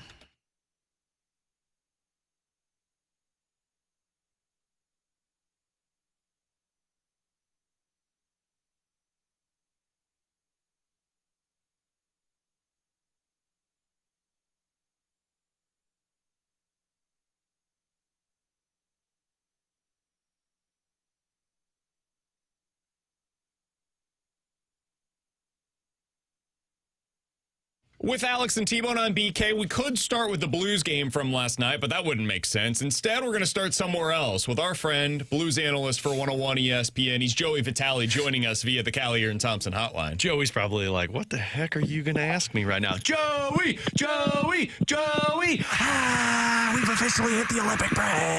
We're here, boys. I heard a little birdie that one of you two are going to Disney World coming up. Yeah, we've got a Who do you think it is? 2-year-old that, as you know, Joe, I'm sure you guys have done this before. You take advantage of hey, they're free under 3. So we're doing that. Yeah. Oh, buddy. Like Yeah. we used the under 3 until they were like 6. I shouldn't say that. That's what I was going to say. Joe, you don't even have to wonder who that is. He's got one kid under 3. I've got 3 that are all have to be paid for. No, see, that's the deal, Alex. Here's the deal. Like, I shouldn't say this on the air because I'll probably just get blasted for this, and I'll probably get fined from Disney. Our kids were like 5 and 6, and I'm like, "You're 3 today," and they're like, "But Daddy, I'm 5." I'm like, "Today, you're 3." If anyone asks you, like, "But Dad, I can spell my name, I can recite the alphabet," I'm like, "Today, son, you're 3, and if you're 3 today, I'm gonna get you the biggest doggone toy this park has got to offer." So. Yes, here's the deal. Disney is expensive, and the way I look at it is this. If you're not cheating, you're not trying at Disney. You have to find ways to make do. And for us, we did. You know, we come to the front of the park.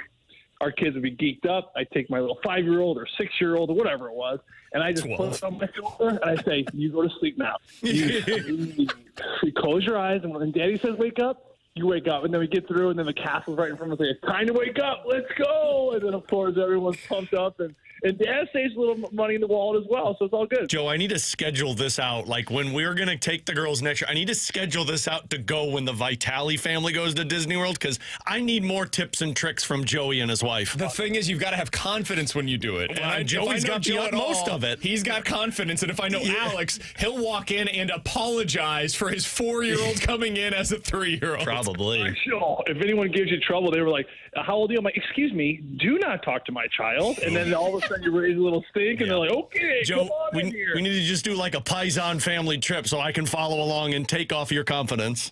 That's it. I mean, BK, listen, Alex will tell you, too. Like, the beginners, when they see a little rain cloud, everyone panics. Everyone's "Oh, what a bummer." No. Green means go. When you see green on the radar, that means go. It's go time. The park empties. The line shortened. Make sure you bring your ponchos. This is where the gamers, they show up for the real deal. Love it. Yeah, especially at like Magic Kingdom where everything's inside anyways. Like that's really when you got to go make You look at your kids and you say, "You will suck it up and you will get wet because we are here and we are here all day." Yes, we're bringing ponchos. We're doing the thing. Exactly right. Joe, I do want to ask you a non-Blues related question to start things out because we had a little bit of a heated. I don't know if that's fair. I'm too tired to get heated. A conversation about Tom Brady. He had some comments yesterday about the Super Bowl this upcoming weekend. Man, they were the most like political, like nothing burger that you could possibly imagine. But Boston fans really took them and ran with them. So he was asked on his podcast, "Hey, who do you think's going to win? Who are you rooting for in this year's Super Bowl?" And he basically said, "Yeah, I don't care. I don't have a dog in this fight. I just hope it's a good game." Now, you're probably familiar. Tom Brady spent 20 years playing for the Patriots. That is certainly a rabid fan base, and they consider him to be one of their own. So when he says, "I don't have a dog in the fight," and that's the Patriots that he's talking about, They're furious up in Boston today about this, making a huge stink about it. As a former player, Joe, and you certainly have relationships with guys that are, of the caliber of a Tom Brady, how would you feel if you heard something like this from like Sidney Crosby 20 years from now about the Penguins or Adam Wainwright about the Cardinals? Should these players feel associated with these teams at all? No. Absolutely not. Who cares? Like, thank you, Joe. Tom he can root for whoever he wants to root for, and if he doesn't want to root for anyone, what is everyone's problem? Here's the problem. God, I love you, Joe. Way too much time on their hands. Like, everyone's got way, and I will say that right to their face. You, my friend, you're upset at a person you've never met because he played on a team that you had no affiliation with. No, he doesn't know who you are. Like, let's just be real here for a second. Like, what are we talking about? Like, it is amazing, and I appreciate that fans want to feel like you're a part of the team. But Tom Brady had no idea who you are. You're the person up and screaming about everything, and I don't know. I go back to it's 2026. Technology, things have never been as efficient as they are now. We got way too much time on our hands, fellas. We got way too much time on our hands if we're going to be mad about a person that we've never met and cheering for a team that we've never been a part of. Joe, do you have a pick for the Super Bowl? Seahawks versus the Patriots? I don't care. I don't care. I'll be home wrangling kids. I mean, it's a good game. I mean, I watch for the commercials. I don't know. He literally gave the Brady answer. Hey, Joe, Boston's going to be mad. You went to school up there, man. Yeah, what are you doing, you husky? Everyone's going to be mad at me now. Like, well, here's the deal. You're never going to get to me because I'm on social media, so zip it. Waste all the time you want. I'm sending this audio to WEI, and they're going to be furious. Joey Vitale. People are upset with Joe, and Joe's reaction is going to be the exact same. I don't care. I've got 5 kids. It's like, I got 5 kids. I got a mortgage. I got chickens. Dude, I'm busy, man. I don't care who's. I mean, literally, we're watching men chase around a piece of rubber. Like, I mean, I don't know. Like, it just is what it is, and. And that's I feel bad for people sometimes when they want to rip me for my broadcast. It's like, I'm going to go on Twitter and rip him at Joey. Where is this guy? I'm not here. You can't get to me. Just chill out. Everyone just enjoy the game. It's not for everyone. I'm not for everyone. Let's just sit back and enjoy our life. We're only here for like 60 or 80 years, and no one's going to remember you. Come on, people. God, I love you, Joe. I love that mindset. On the hockey side, I guess we do have to ask you a hockey question, Joe. Although I think the precedent of what we just set there of who cares kind of makes it sense moving forward. How symbolic of a loss was that last night, Joe? Gee, I mean, it was another just dagger, right? It was tough, and coming off maybe one of the tougher losses of the season, maybe the toughest loss of Nashville. Father's trip, you lose Nick Bukestad, final game before the Olympic break. You want to go out feeling good about yourself. The Blues' second period, just things drifted away from them. Pretty typical to how every second period's been this year. What a bounce back it was in the third. Love that push. I think this group knew it. Gosh, we got 20 minutes. Let's go. We got 20 minutes of the Olympic break. It's been a very unfavorable start, to say the least, for this team. Let's go out and feel good about ourselves and knock off one of the best teams in the league. It was a great comeback. Shame on me. On the broadcast, I said, the Blues have been here before. I think it was like 2 or 2.5 minutes ago. I said, against these Stars, the last 2 times they faced them the last couple of weeks, they've been right where they're at. Tie game late. It was Jason Robertson in this building, of course, the American Airlines Center, where he scored with a minute to go. And then just a week later at home, a tie game late, and Thomas Harley scores with, I believe, 1:07 to go. And they ended it. And sure enough, about a minute later, Miro Heiskanen comes burning up that inside wall and finds the captain, Jamie Benn, on the back door. And this game ends in regulation with under a minute to go. So it is almost like it was meant to be. It's as crazy as that sounds. And I go to that Nashville game. It's almost like it's just maybe meant to be. I don't know what's going to happen, with the Blues this year. Do they end up, continuing to fall off and get a top 3 pick? And then maybe it's a pick that turns the franchise around in a couple of years. And then you look back on this phase and you're like, man, that was kind of meant to be. And I think for a lot of teams that earn these top 3 picks, you look at their season and they just find ways to lose. And at the time, you're frustrated, right? You are frustrated. I mean, I remember the year where Connor McDavid was going to be drafted with Jack Eichel. It was Edmonton. It was Arizona. It was Buffalo. It's like it didn't matter what we did in Arizona. Like we just felt like just whatever happened, we got the bad bounce. Like it didn't work out that way. Edmonton, the same thing. They found ways to lose, not on purpose. It's just the way the game unfolded. And then of course you look at Jack Eichel, and then he moves to Vegas, but Stanley Cup winner. Connor McDavid, one of the best players in the world, turned that whole franchise around. So you look at the pain those teams go through in those stretches, and I think it's all worth it in the end. Now, I don't know what's going to happen this year with St. Louis, but it just seems like they're finding ways to lose just naturally. It's just like happening that way, and just the bounces are certainly just going a certain way. You sit back in the day and like, dang, again, unbelievable. And that certainly was the feeling last night. You mentioned getting a top 3 pick, Joe. I know you're not on social media, so I don't know if you've seen the story yet, but have you seen anything on what's going on with Gavin McKenna right now? Yeah, I did. The last I heard was, I guess he hit someone at a bar and the guy broke his jaw. Is that allegedly? Okay, so I heard, like I said, rumor or maybe tweet. The latest I heard, and correct me if I'm wrong, was this person was mouthing off about maybe someone in his family, and he took exception, and then he slugged him. Is that accurate? Allegedly, that is what has happened. Allegedly. Okay, so allegedly that is what has happened. I know that I've read somewhere that if he gets convicted, he could be, in prison for up to 20 years with assault. I don't know the rules. I don't know the laws in Pennsylvania about, is verbal altercation, does it escalate into a physical? Who's to blame? Again, I don't know. Guys, all I know is that you make one error. It just takes one mistake, right?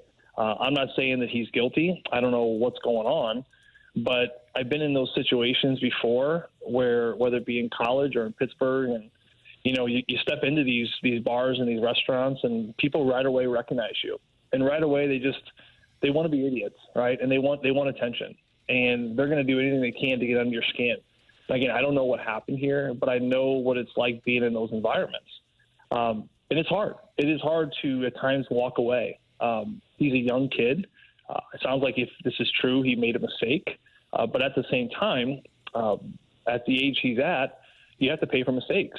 I'll never forget my brother Sam. He worked in construction for a long time. I always come back home and visit him. He's my oldest brother. He had a picture of Zinedine Zidane. Remember the soccer player from France? And it was him headbutting the guy from Italy, the defender, in the World Cup. I forget, maybe 08 or something, the World Cup championship team. Where in the same situation, I think the reports later found out that the Italian defender made a comment about his mother or his sister.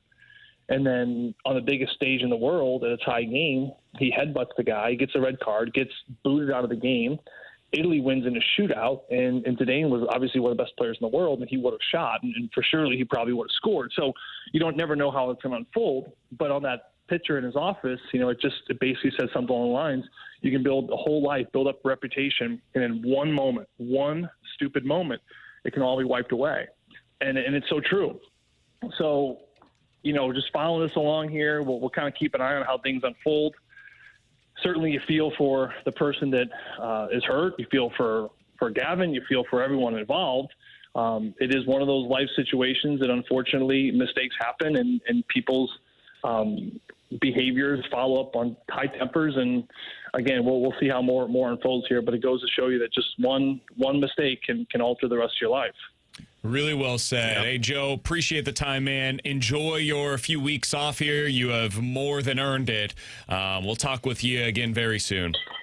Sounds good, BK. Go hard, buddy. That's all I got. When I tell people they're going to Disney, hey, what do I do? It's like, just go all in, man. Yep.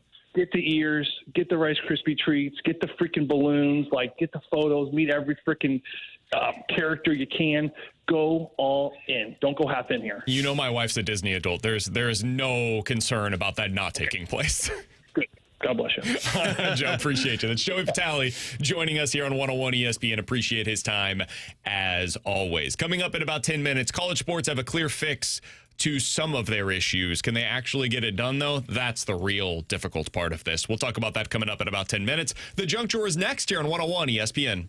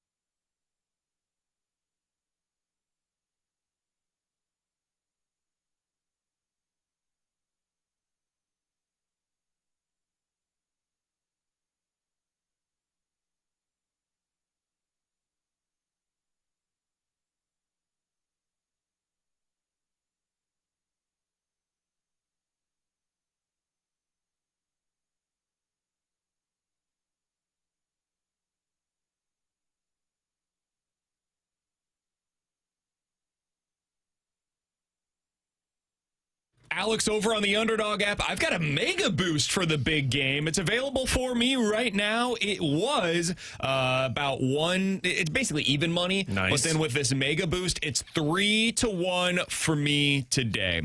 Seahawks to win. Stephon Diggs going higher than 3.5 receptions, and JSN higher than 5.5 receptions. Put that together, $5 entry could win me $16 on the Underdog app. If that's not your speed, go ahead and make your own picks. It's all available for you today on the Underdog app for the big game. Underdog app is your playground this weekend with the big great game, so have some fun with it. Go out there and see what types of plays you could put together. Make me proud. Put like 13 picks together in one big play over on the Underdog app. Download it today and use promo code BKO to score $75 in fantasy bonus entries when you play your first $5 on fantasy. That's promo code BKO. Underdog, make plays, win money. Must be 18 plus and present in Missouri. Terms apply. See assets.underdogfantasy.com/web/playing get terms _DFS_.html for details. Concerned with your play, call 1-800-GAMBLER. Visit www.ncpgambling.org.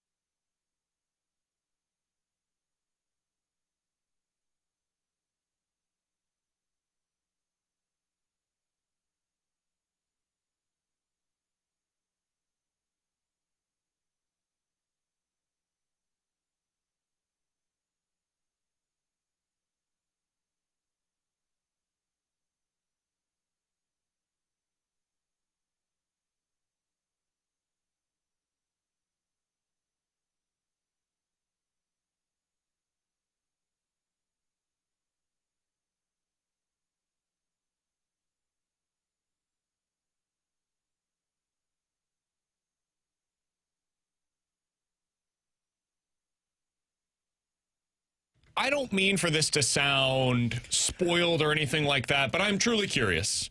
Do you guys have any interest is going to be the wrong word, but do you have like this gravitational pull to get to a Super Bowl at some point, to go watch a Super Bowl?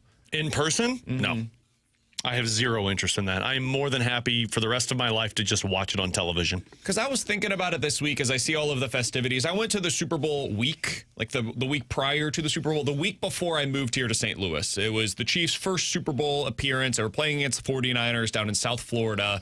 And I was there for Radio Row that week, and then like came back Saturday, Sunday moved to St. Louis, started the new job on Monday. It was awesome. Being there for Radio Row was really cool. I felt zero fear of missing out, of not being able to go to the actual Super Bowl game. And then I was thinking about it. I think it's something about the neutral site aspect of it. I don't really have a whole lot of pull to go to like a Final Four in college basketball. I don't have a whole lot of pull to go to an NCAA national championship game. I would rather go, like if Mizzou made it to a playoff, I think it would be cooler for me to go to the one that's at Ferrario as opposed to the whatever comes after that in the neutral site games. Do you guys feel that way? Yeah. Go ahead, T-Bone. I have like if the Rams are in the Super Bowl, I would have interest in going to it, right? If my team's involved, like Illinois, it feels like a team that could play in the Final Four this year.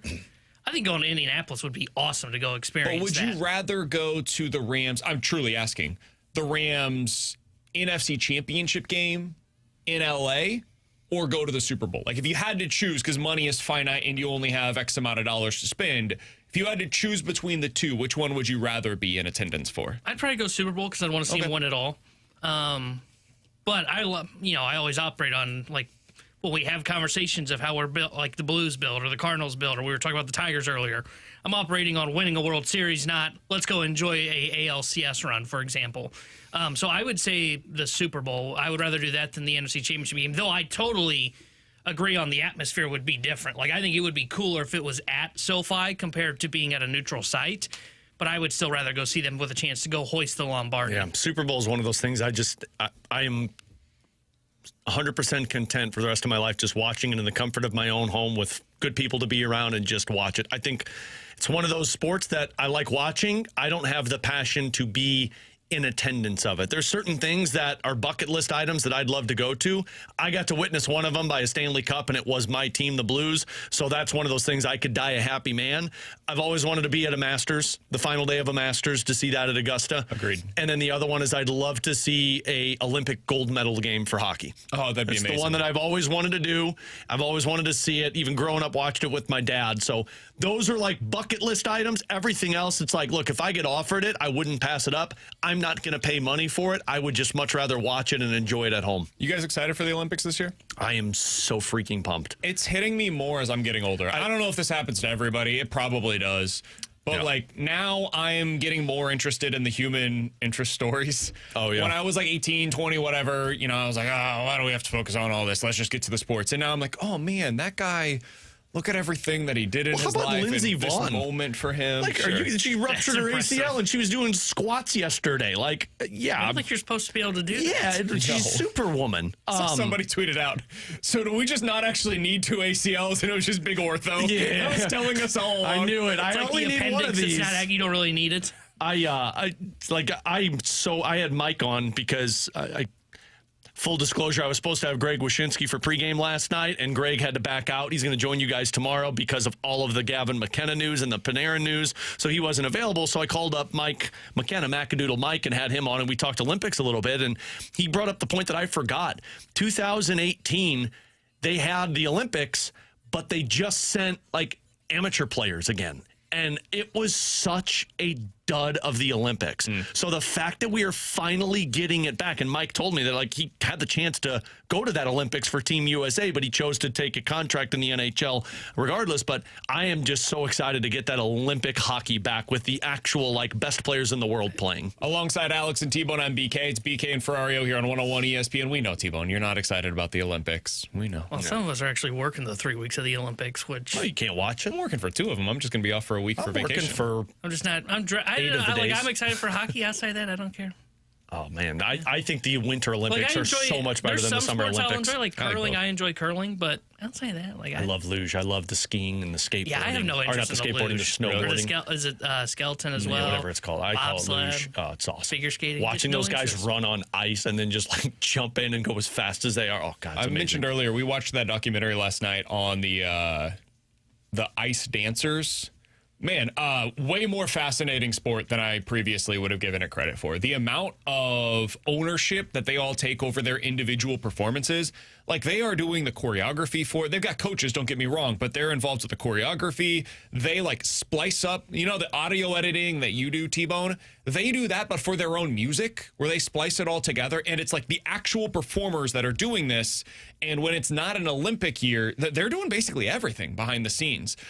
This may not sound like a big deal, but like they're in their hotel room prior to these competitions, like doing their own hair and makeup and everything. It's crazy the amount that goes into what they're actually putting out there. And that's just one of the, you know, dozens of events that'll be taking place over the coming days and weeks. So I'm really looking forward to it. I get into it around this time of the year. Plus, I'm a sap now that I'm a dad, and I get excited about all that stuff and sad and happy tears and all that stuff. Coming up in 15 minutes, we'll play a game of Believe It or Not. You guys give us a scenario. We will tell you if we are believing it or not. 1:30, Beat the Blues. If you want to go up today against Alexei Toropchenko, you can text in right now. 314-399-9646 is the Air Comfort Service text line. Just say, I can beat the Blues, and we will pick a couple of contestants at random to go up today against Alexei Toropchenko. That's coming up at 1:30. But next, Illinois, an intriguing plan for their next defensive coordinator. Is T-Bone in on it? We'll talk about it next year on 101 ESPN.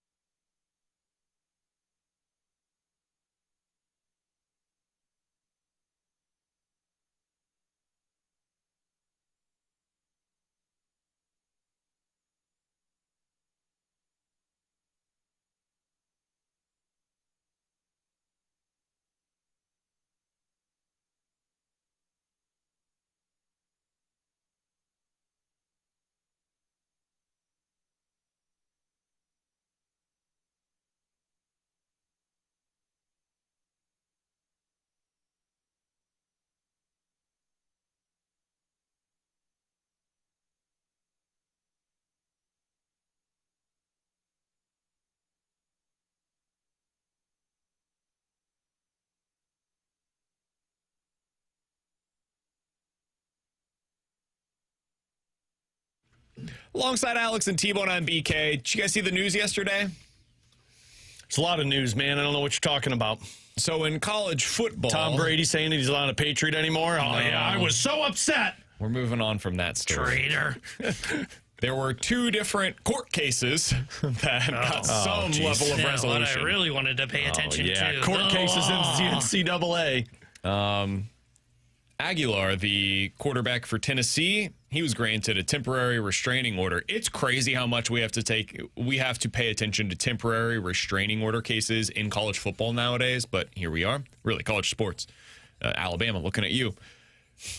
There was also an appeal from Trinidad Chambliss that he was trying to get an extra year of eligibility for an illness/injury that took place for him earlier in his collegiate career. That has since been denied by the NCAA. So those are the 2 decisions that have been made. I don't know if this is still going to be argued in court. It seems like, yes, it will be for Trinidad Chambliss. I don't know when we're going to get some kind of an actual resolution. I would assume he needs one prior to, the NFL Combine, which is like a week and a half away, I think, whatever. But I bring all of this up, Alex, because Dan Wetzel had a really good piece earlier today over at ESPN.com. And he basically said, they need some kind of a resolution here. Can we all just do the say it aloud test? Do we really want guys coming back from the NBA or from the NFL to play in college athletics? The answer is no. All of us understand there has to be some sort of a clock that's in place. And when you exhaust that clock, you're done.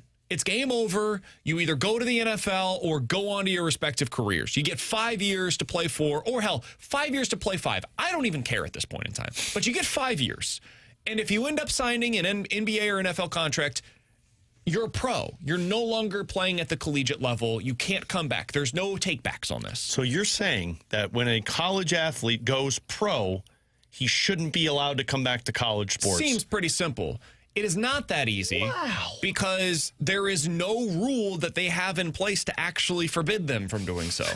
That's the courts absurd. haven't ruled by and large on what's going to happen here. There's no Supreme Court case that can take precedent. There has been no involvement from Congress on this. And the NCAA apparently just has no oversight. They can't do much of anything. It's like when you're a parent of 5 kids, Joey would relate to this, where you feel like you have authority, but they just keep yelling and ignore you. And it's like, guys, all right, just do what you want. Luca was putting him down, and he was doing the thing where he's like, I'm being silly in bed. And so he starts taking off his diaper, and I'm like, dude, we can't. Come on, man. Yeah. So he's like, no, I pooped. And I was like, all right, man, we can go ahead and change your diaper if you actually pooped. Obviously, he didn't. So you look at him and say, no, you'll sit in that. I changed his diaper, though. There was some pee in there, so we changed it. I start putting it back on, and he starts ripping it off. And he's doing the thing where he's moving and shaking and ripping and moving and shaking and ripping. And I'm like, hey, buddy, this is not a game. We got to go to bed, all right? He said, no, it is a game. I said the wrong words there. Cool, so you were just the commissioner of the NCAA in that sense. And then Luca was every athlete going, no, you can't catch me. It is a game. Let's see how we can do. Trinidad Chambliss going to get an eligibility I here. just played 30 games in the NBA, and I'm coming back. Try and catch me. I pooped. So anyways, in this piece, they basically say, there are 2 ways that you can fix this. One is collective bargaining.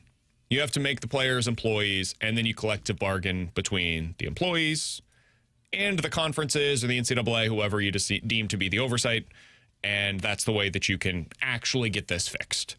Or you go to Congress, and they fix this by saying, this is the law of the land. Here is what you have to adhere to. I somehow think Congress getting something done, and I promise you this is not a political stance, it's just hey, we got to talk about sports. I think Congress getting something done is actually more likely here, because I don't know why, if you're a player, you would want any collective bargaining at this point. It's like players in Major League Baseball that say, why would we agree to a salary cap that just limits what we're able to earn on the top end? If you're a college player right now, so I'm going to restrict my mobility and earnings potential for what? So I think this is going to have to come down to Congress. That's basically where we're at, Alex. Yeah, it sounds about right. Good luck. Basically, you need an adult to step in and say, these are rules and this is what it's going to be moving forward. I don't expect that to happen, especially in the NCAA, because anytime somebody tries to lay down rules, lawyers get involved. And when lawyers get involved, the NCAA is like, no, money going away. And then they just try and wipe it away so that they could keep where it's at. It's going to be the wild, wild west until further notice. Yeah, I think that's the only way where you will see where the NCAA comes up with some kind of power, would be Congress giving them some kind of support. That way they can avoid lawsuits when they do try and lay down the law and say, hey, Chambliss, no, you do not have any more eligibility. You did not apply for a red shirt that year that you had that issue. So no, you are not eligible. But because there is no protection to the NCAA, it is the wild, wild west where, okay, well, we'll just sue to get that eligibility, right? And that's where we've seen these problems occur for the players. And if you're the player, like, it makes sense to do that right now. So yeah, because I'm with BK. There's no way you're a player. You're going to say, you know what we should do as a group? We should really limit ourselves in the money that we're going to make when we can just go out and be free agents every year. They're not going to do that, nor should they, by the way. They shouldn't do that with the way the current system is set up. That would be better for fans and understanding of what everything's going to be.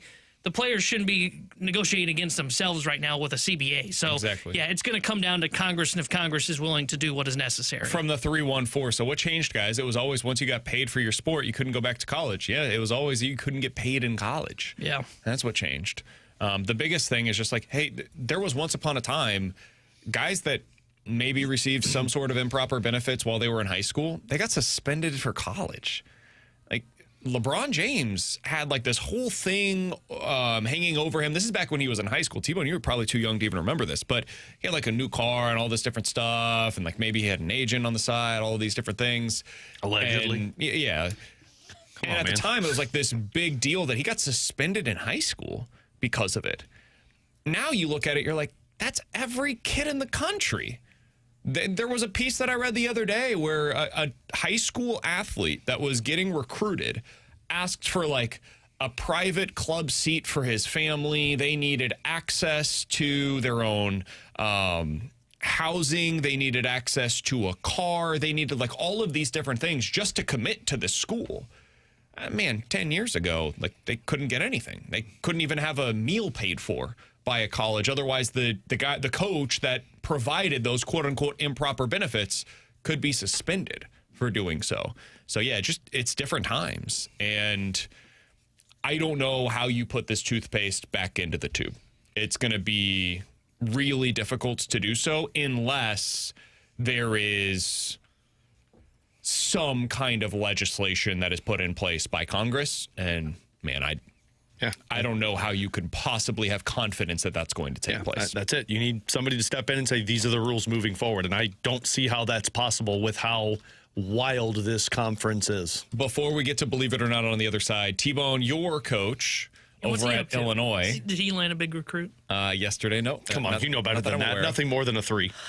Brett Bielema needs a new defensive coordinator. That's true. T-Bone was excited about this. The defensive coordinator from a year ago, defense wasn't exactly very good. We don't know if that was a personnel issue or scheme issue, maybe a little bit of both. He went to Notre Dame. He's going to be the new defensive backs coach there. Brett Bielema now looking for a new DC. And he said yesterday he plans to install a new defensive scheme. Quote, I've been intrigued with what they're doing in the NFL. I described it to our players. When we play a 3 down front with 5 DBs, I can't announce my plans until after the Super Bowl, but the intention of what I have in mind and where I'm going with it, it'll play out next week.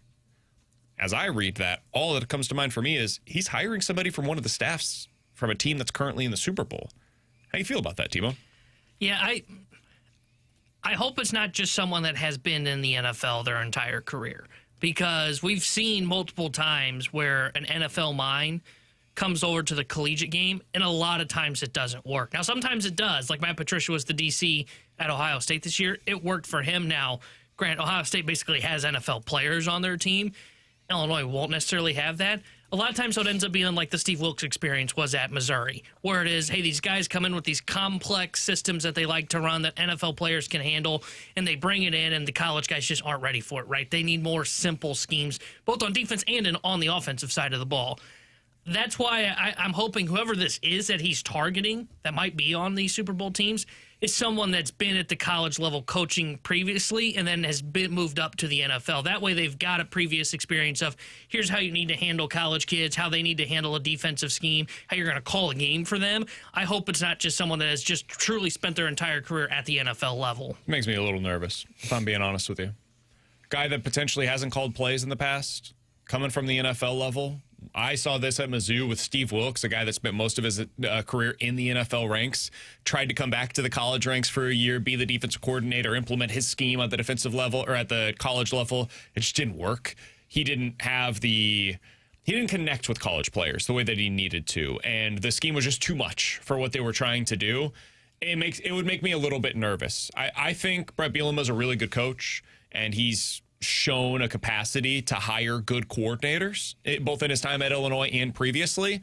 So I'll give him the benefit of the doubt here, but what he's saying does make me a little nervous. If you're looking for how it can work, look no further than Ohio State. They had Matt Patricia overseeing their defense last year. That worked pretty well. They also had the best defensive players in the country, and that certainly leads itself to having the ability to play the way that Matt Patricia wants to. So be interested to see how this all plays out for Illinois this upcoming season. Beat the Blues in 15 minutes, believe it or not, next here on 101 ESPN.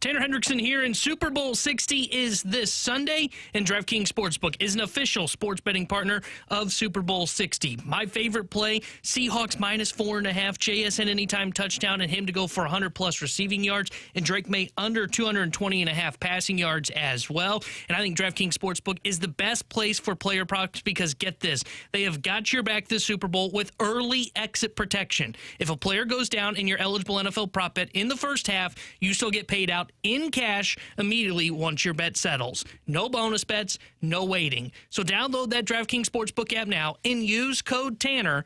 That's code TANNER to turn $5 into $300 in bonus bets if your bet wins. In partnership with DraftKings, the crown is yours. Gambling problem? Call 1-800-GAMBLER. 21 plus. Physically present in Missouri. Eligibility restrictions apply. Bet must win to receive bonus bets which expire in 7 days. Minimum odds required. For additional terms and responsible gaming resources, see dkng.co/audio.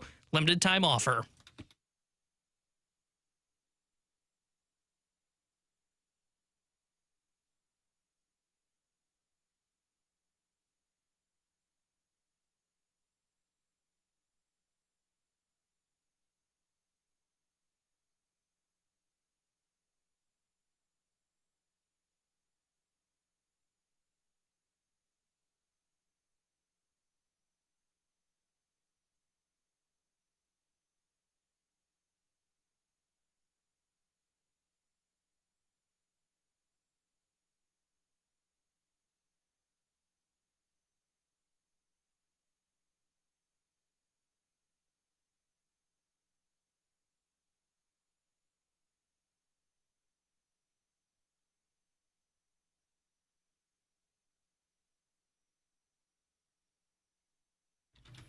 Believe it or not, I'm walking on air. I never thought I could feel so free. Flying away on a wing and a prayer. Who could it be? Believe it or not, it's just me. Flying away into vacation. 399-9646. That's the Air Comfort Service I got text distracted line. by something, nearly missed my cue there. Yeah, I know. You guys are talking about your weird, I don't even know what you were talking about. I was barely listening.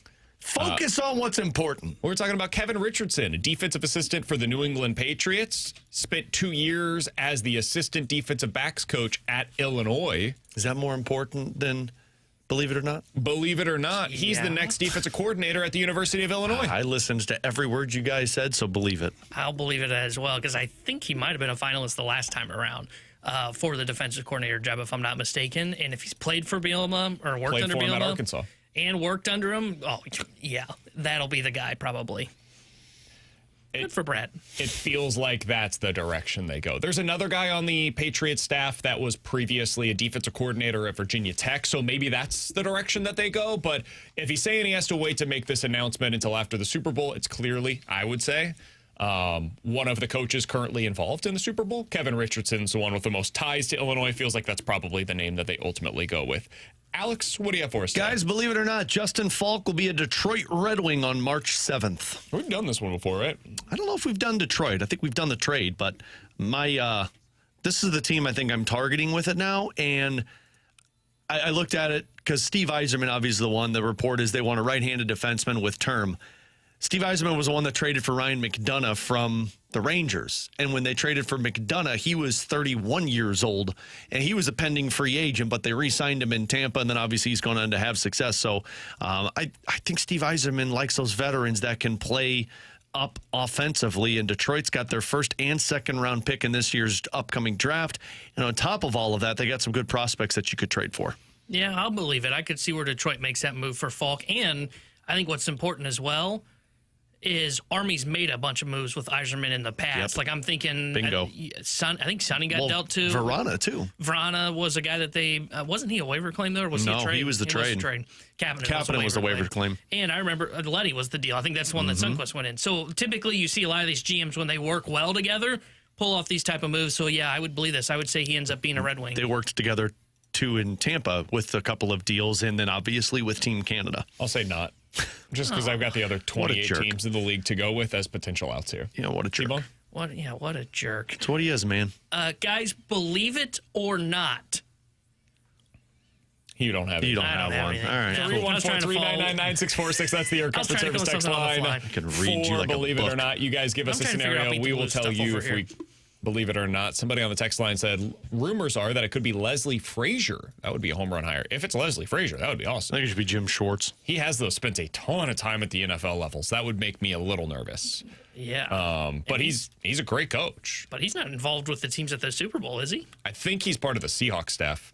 Oh, is he? Yeah, he's part of the Seahawks staff. He's their assistant head coach. The last time that he was involved in college athletics, he was the defensive backs coach at the University of Illinois in 1998. So that's kind of similar to me to the Steve Wilkes thing, where it had been a long time since he had been involved in the college level. I would not like that one. I don't think that'll work very well. No. A little bit of news to pass along. Tarik Skubal won his arbitration case. He's going to make $32 million for the Tigers. Here's my surprised face that he won his arbitration case. All right, guys, believe it or not, this comes from the MILF Hunter on the text line. Believe it or not, the Blues will throw a curveball and trade someone we weren't even thinking about, like Colton Parayko. I'm not believing that. If you're saying Parayko, no way. I don't think they're going to do that, regardless of how much chatter's out there. You're going to have two young right-handed defensemen next year. You got to have somebody who can eat minutes. I don't know really who else would be considered a guy that you didn't expect to be traded other than Buchnevich or Thomas, and I don't think either of them are getting moved, so I'll say not believe it. Yeah, I would not believe, because like if Suter got dealt, for example, I think that one makes sense. I'd expect that one. And especially now that they moved Bukestad, it makes more sense. If they move a Neighbors or a Holloway, I wouldn't expect that, but I don't think they're doing that. I don't either. I would say not believe this. Yeah, we're on the same page here. From Playapalooza. Playapalooza party. Oh, sorry. Believe it or not, David Hoffman shocks the world and buys the Cardinals from the DeWitts. I don't know if you guys saw this. Yeah, there was a story that just posted a little bit ago from the St. Louis Business Journal. I want to give proper credit. This is from James Drew, a reporter with the St. Louis Business Journal. I have not been able to sit down and read the full thing yet, but the headline on Twitter, in an interview after the event, David Hoffman says he has not talked with the DeWitt family about his interest in the Cardinals. When asked if the franchise is for sale, he said, quote, "Everybody tells us no." The Business Journal then also following up with that tweet saying, billionaire David Hoffman says he wants to buy the St. Louis Cardinals. So that's where this question is coming from. Alex, believe it or not, he does. I'll say not believe it. I don't think the DeWitts would sell, but if they do, I'd love a billionaire to take over that wants the Cardinals. Yeah, I'm going to say not. It sure sounds like they would like to keep it in the family. I wouldn't want to pretend like there's a The clear next generation of the succession DeWitts plan. are taken. Yeah. They were even planning like another generation after that. His kids are already ready to take over. 314-399-9646 is the Air Comfort Service text line from Merp the Barbarian. Believe it or not, the Cardinals will have 2 starting pitchers this year that have a lower ERA than Sonny Gray had a year ago. What did he finish with, like a 4.5? Wasn't that high, I don't think. 4.2? I think it was like 4.2. Two I'm gonna guys say that not do believe that? this. Yeah, I would say not. I think the pitching is going to struggle. Agreed. I'll say not believe this. You might have one. 4.28 ERA for Sonny Gray last year. I could see where one person maybe surprises and ends up doing that. Two, I don't see the path to two. So I'd say not believe it. I'm not believing that either. I do not think they will have multiple pitchers that fit into that criteria. Guys, believe it or not, Doug Armstrong will use some of the draft capital for this year's draft to trade for the #1 overall selection. I think he sticks and picks. I do too. I mean, it's hard to trade, even if you've got the 2nd overall pick and trying for the 1st overall pick. It's hard to trade and not like just mortgage your future for it. Now, if they decide to attach Kyrou in the offseason to the pick to get the 1st overall pick, like let's say the lottery screws them over and they get 4th and then try and move up to the 1st, I could see that, but it's rare you see it. I think he sticks where they're at and he picks what they have. I'm not going to believe it, and it's not anything to do with Army, because it would be smart if you wanted to trade up to really get a bunch of good assets at the deadline, 1st-round picks, high-end prospects, and then try and offer them up for that. No one moves off of the #1 pick. You know why? Because in the NHL, picks basically 1 through 3 are franchise-altering players, and you're not going to just give that away for a bunch of lottery tickets and like 3 first-round picks. Last #1 overall pick that was traded away was in 1999. Exactly. Vancouver traded it to Atlanta. They traded up to secure the 2nd and 3rd overall pick. That's when they drafted the Sedins. They had the 2nd pick, and then they traded for the 3rd overall pick because Atlanta had it, and they said, we'll do this because they knew that Thrashers were taking Patrick Stefan. He's Alex, that's T-Bone, I'm BK. Coming up in 15 minutes, we'll hit the rewind, but next it's time for Beat the Blues. Alexei Toropchenko is our contestant. The winner today will go home by a signed puck by Torpo. Also, tickets to see the Blues versus the Kraken when they return coming up on February the 26th. Beat the Blues next year on 101 ESPN.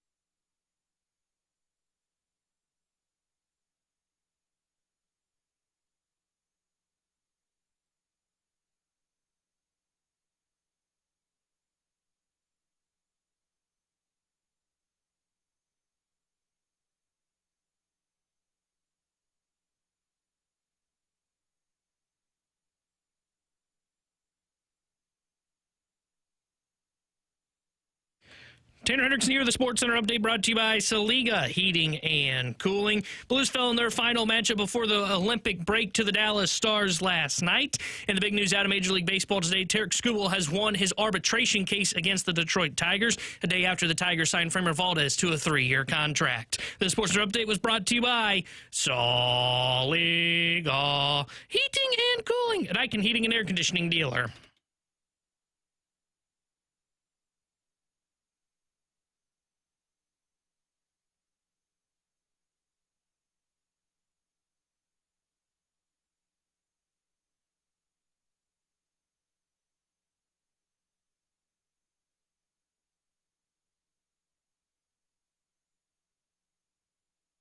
News from the NFL, the Rams will play the 49ers in Melbourne, Australia next year in the NFL's first ever game in Australia. T-Bone, you should go. We're getting very close, Alex, to an 18-game NFL schedule with 2 different bye weeks, eliminating probably one of those current preseason games. So a 2-game preseason, 18 NFL regular season games, 2 bye weeks with 1 international week for every single team across the league. One of those bye weeks coming the week after you play internationally. One thing I will say, that's coming. And I'm okay with that. I think 18 games is probably pushing the body a little too far. Agreed. And I'll be curious if the players accept that. I don't like when they do international games and they put a division rival against each other, right? Like, if you want to do these games, I'm fine with it. Let's do, like, Rams and, like, Jaguars playing each other. Not Rams 49ers. Those are supposed to be best games you sell.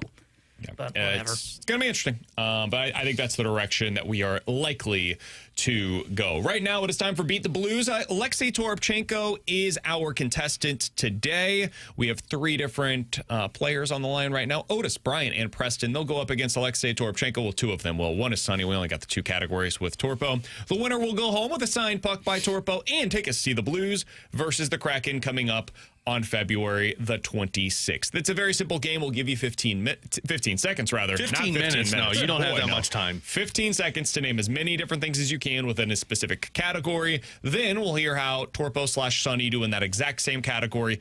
The biggest margin of victory will go home with the tickets and the signed hockey puck today. Let's start out with Otis. Otis, we appreciate you being a part of the show. How you doing, man? Good. How are you guys? Doing very well. Otis, do you understand the rules of the game? Yep. All right, you are going up against Torpo today. Your category, name as many things as you can that you would do outside when it is warm. Things that you would do when it is warm outside. You have 15 seconds on your mark. Get set. Go. Run, walk, skip, swim, hike, play ball, play football, baseball, basketball. You go for a jog, run. I'll give him 9. I got 9 as well. I'll give him that jog there right at the end. Right at the buzzer. When was the last time you skipped? Tough. I love the skip one. That's a good Otis, ball. when's the last time you skipped? I have a 5-year-old daughter, so quite often, actually. There we go. There you go. Mine hasn't figured out skipping yet. She's just into the whole running thing. That's what I was going to say. Luca likes it when I skip. Does he? He does. He thinks it's cool. So, 2-year-old. Yeah. All right, Otis, you got 9. We'll hear how Torpo does. Things that he does outside when it's warm. Walk outside, play soccer, play volleyball, play beach volleyball, play tennis, play pickleball, play paddle, play football, play golf, play swim, hike. 11. You got an 11. That was a good press. Otis, you can't go up against the torpedo and not be ready to play. All right, so Torpo has a +2 there. That's a -2 for Otis. That's not fair to Otis. Otis was really good. He did well. Let's go to Brian, who's now a part of the show. Brian, appreciate you joining us, man. How you doing? Not too bad. How you guys doing? Doing very well. Brian, who you got in this year's Super Bowl, the Seahawks or the Patriots? Whatever bet I make, I really don't. Amen to that. You're just hoping for a good game, aren't you? Correct. He wants to win alliance. money. That's what I heard. No alliance. Yes. Download the Underdog app. Use the promo code BKO. All right, Brian, do you understand the rules of the game? I do. All right, your category today. Things that you would find at an airport. Name as many things as you can that you would find at an airport in 15 seconds. On your mark, get set, go.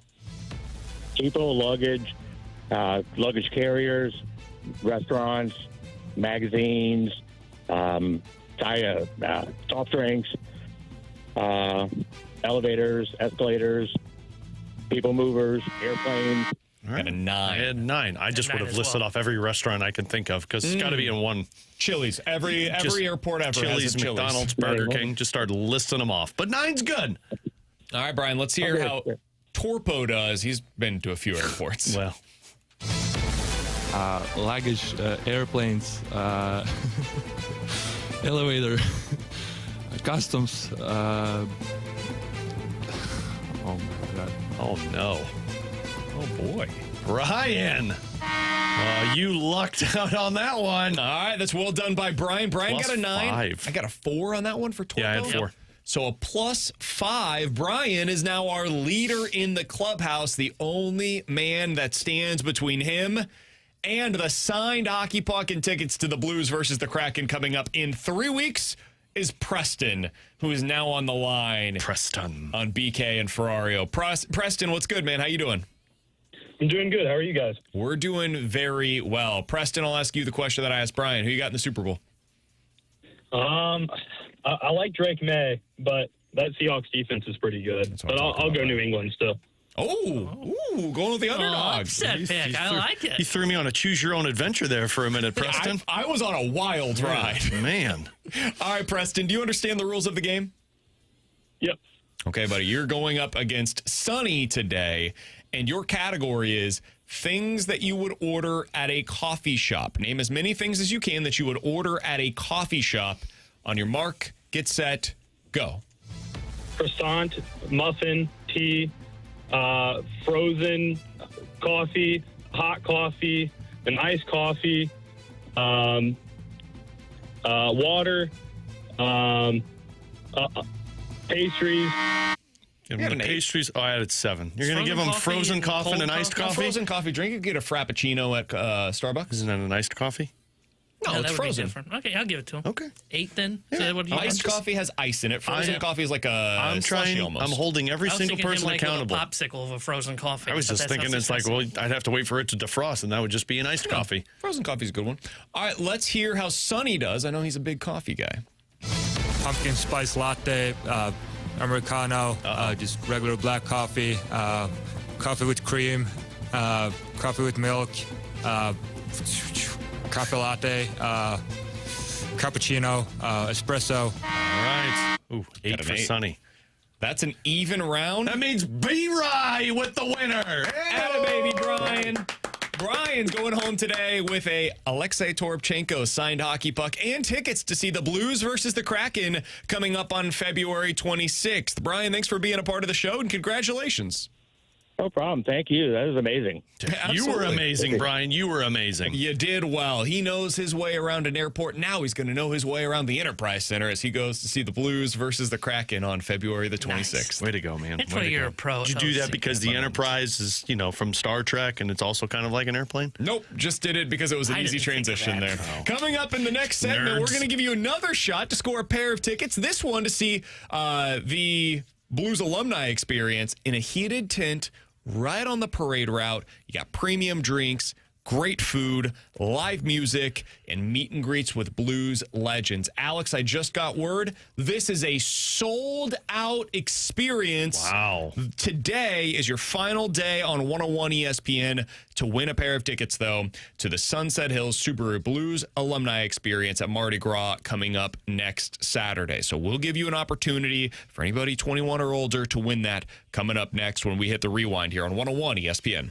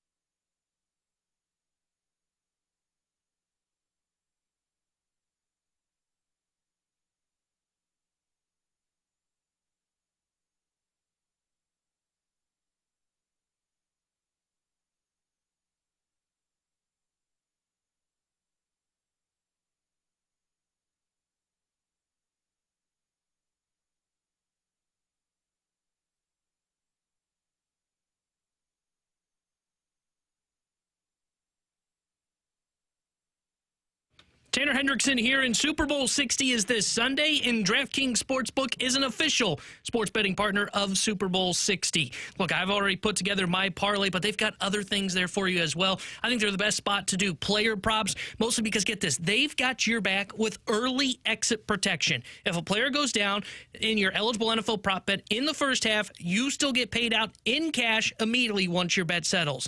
No bonus bets, no waiting. You can also go over there, put some futures bets down on maybe who you think is going to win Super Bowl MVP. They've also got some fun novelty props as well, like one that I really like. Total players to have a pass attempt in this game. Over 2.5 at plus 160. I think I'm going to take that. We always see at least one trick play in the Super Bowl. So all those fun things over there on the DraftKings Sportsbook app. So download it today and use my promo code TANNER. That's code TANNER to turn $5 into $300 in bonus bets if your bet wins. In partnership with DraftKings, the crown is yours. Gambling problem? Call 1-800-GAMBLER. 21 plus. Physically present in Missouri. Eligibility and restrictions apply. Bet must win to receive bonus bets, which expire in 7 days. Minimum odds required. For additional terms and responsible gaming resources, see dkng.co/audio. Limited time offer.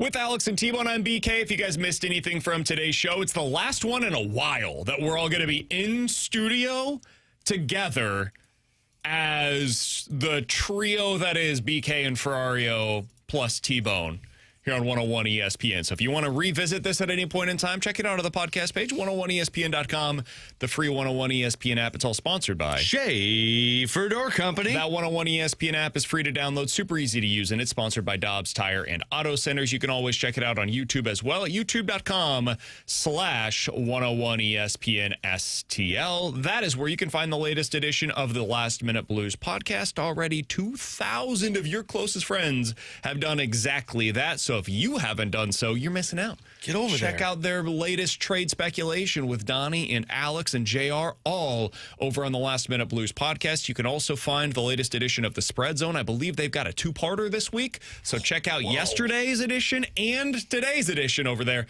And guess what, Alex? What's that, Brandon? It's a Redbird Report day. Oh, baby. Yeah. Man. Latest edition of the Redbird Report Dad will be pod posted this weekend. later on today as well. Dad pod this weekend. We're going to highlight the Disney trip. You can't ask for much more over on the YouTube page. Man, we are probably missing out on a dad pod. I am telling you, we are missing out on a dad pod. And like the third occasional voice could be Joe. How about this? We're probably going to try for a second, sooner rather than later. Probably. I don't know what that means. So what I'm saying is maybe that when the second is born. I don't want to do a podcast talking about you trying to have another kid. I want to do about the kids. I'm saying not when we conceive. I'm talking about when the second is born. Yeah. Maybe that's when we also birth. This is good. The dad pod. This is good business planning. Add another child and then add more work to your workload. That seems like it'll work out well. I feel like you probably should have wanted to start it before. Yeah, we should have did it earlier when we were in a routine. What, does the second child throw more into onto your plate? No, everybody says it, and I just say, you know what? Going from no child to one child is the difficult part. After that, it's gravy. Okay, that's what I've heard. Yeah, what's the difference between 1 and 2? You're still playing man-to-man defense. Well, man-to-man defense has worked really well for the Blues this year. They lost last night 5-4. Don't take that parenting plan. Once again, giving up a last-minute goal in a game against the Dallas Stars. Alex, I don't even know what more to say about this team. They're a legit top 3 pick team. They continue to find ways to lose. Joey said it earlier today. You have to earn your way into a top 3 selection, and the Blues appear to be doing exactly that. Yeah. You know that moment, and parents out there, I don't have teenagers. BK doesn't have teenagers. T-Bone's kind of like a teenager. Parents just, you know what? I'm just exhausted. I think that's where I'm at, Blues fans are at. The break couldn't have come at a better time to where it's like, just give us 3 weeks away from this. You know, take our minds off of what this Blues team has been, which has been a disappointment this season, and let's see what it looks like when you come back. And you know what? If it doesn't look well, you got about 12 days before the trade deadline. And then I think post-trade deadline, when the dust settles, people are going to be ready for a refresh of this Blues roster, depending on what that looks like. An offseason that will bring a lot of anticipation of moves / if they're drafting in the top 3. I think everybody just needs one of those healthy breaks in a relationship that's like, look, let's just step away for 3 weeks. You don't like what's taking place. We don't like what's taking place. Let's all take a breather and maybe come back a little happier on the other side. Earlier today, we talked to Nick Kypreos of Sportsnet. If you missed that conversation, definitely check it out later today on the podcast page. He basically said, hey, I don't think there's going to be anybody that's able to meet the asking price for Robert Thomas at this year's deadline. Said Kyrou may be a little more likely. Shin could fetch you a first and a B-level prospect. Suitor could be in demand, and Falk, he'd be surprised if he's on the Blues after the trade deadline. Alex, who do you think, out of the non-Justin Falk players on the Blues, who do you think is the most likely player to be dealt at this year's trade deadline? Shen. And then Kyrou would be third.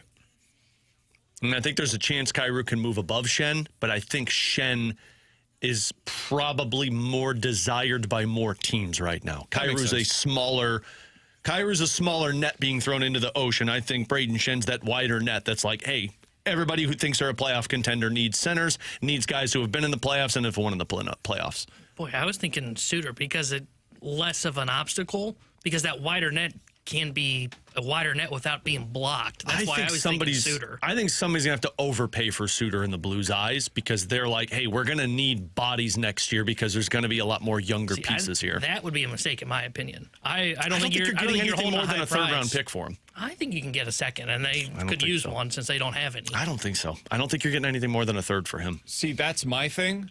He was available for nothing this past offseason. Well, that's what the Bukestad wanted. So you got a 4th-round pick for a guy that was, what, $1 million? The reason that I bring it up, though, is because the Blues were able to get him without having to include a no-trade protection in his contract, and it only had to give him a 2-year, $4 million deal for a middle-six center.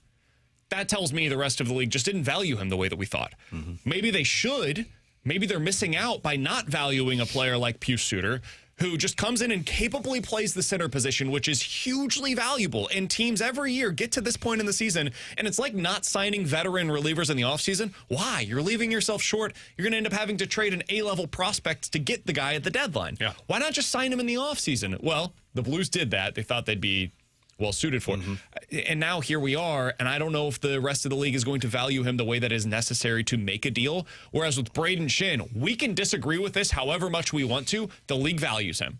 They view that guy and say, I can win with that in the playoffs. And so that's why I agree with Alex. I do think he's more likely to be. Yeah, I think with Suter also, he's valuable now because there's not a whole lot of teams that are selling. I think after the Olympics, there's going to be more teams that come to the realization we're sellers, which means there's going to be more centers available, which means his interest is just going to continue to drop. Alongside Alex and T-Bone, I'm BK. Earlier today, we said there's one event that none of us really have a whole lot of gravitational pull to go watch live in person. What was that event? Texter number 101, if you are 21 or older, will be going home today with a pair of tickets to the Sunset Hills Subaru Blues alumni experience at Mardi Gras next Saturday. For Alex and T-Bone, I'm BK. We will talk to you guys tomorrow at 11 a.m. Alex off for some much-deserved vacation. T-Bone and I will be in, though, here on 101 ESPN.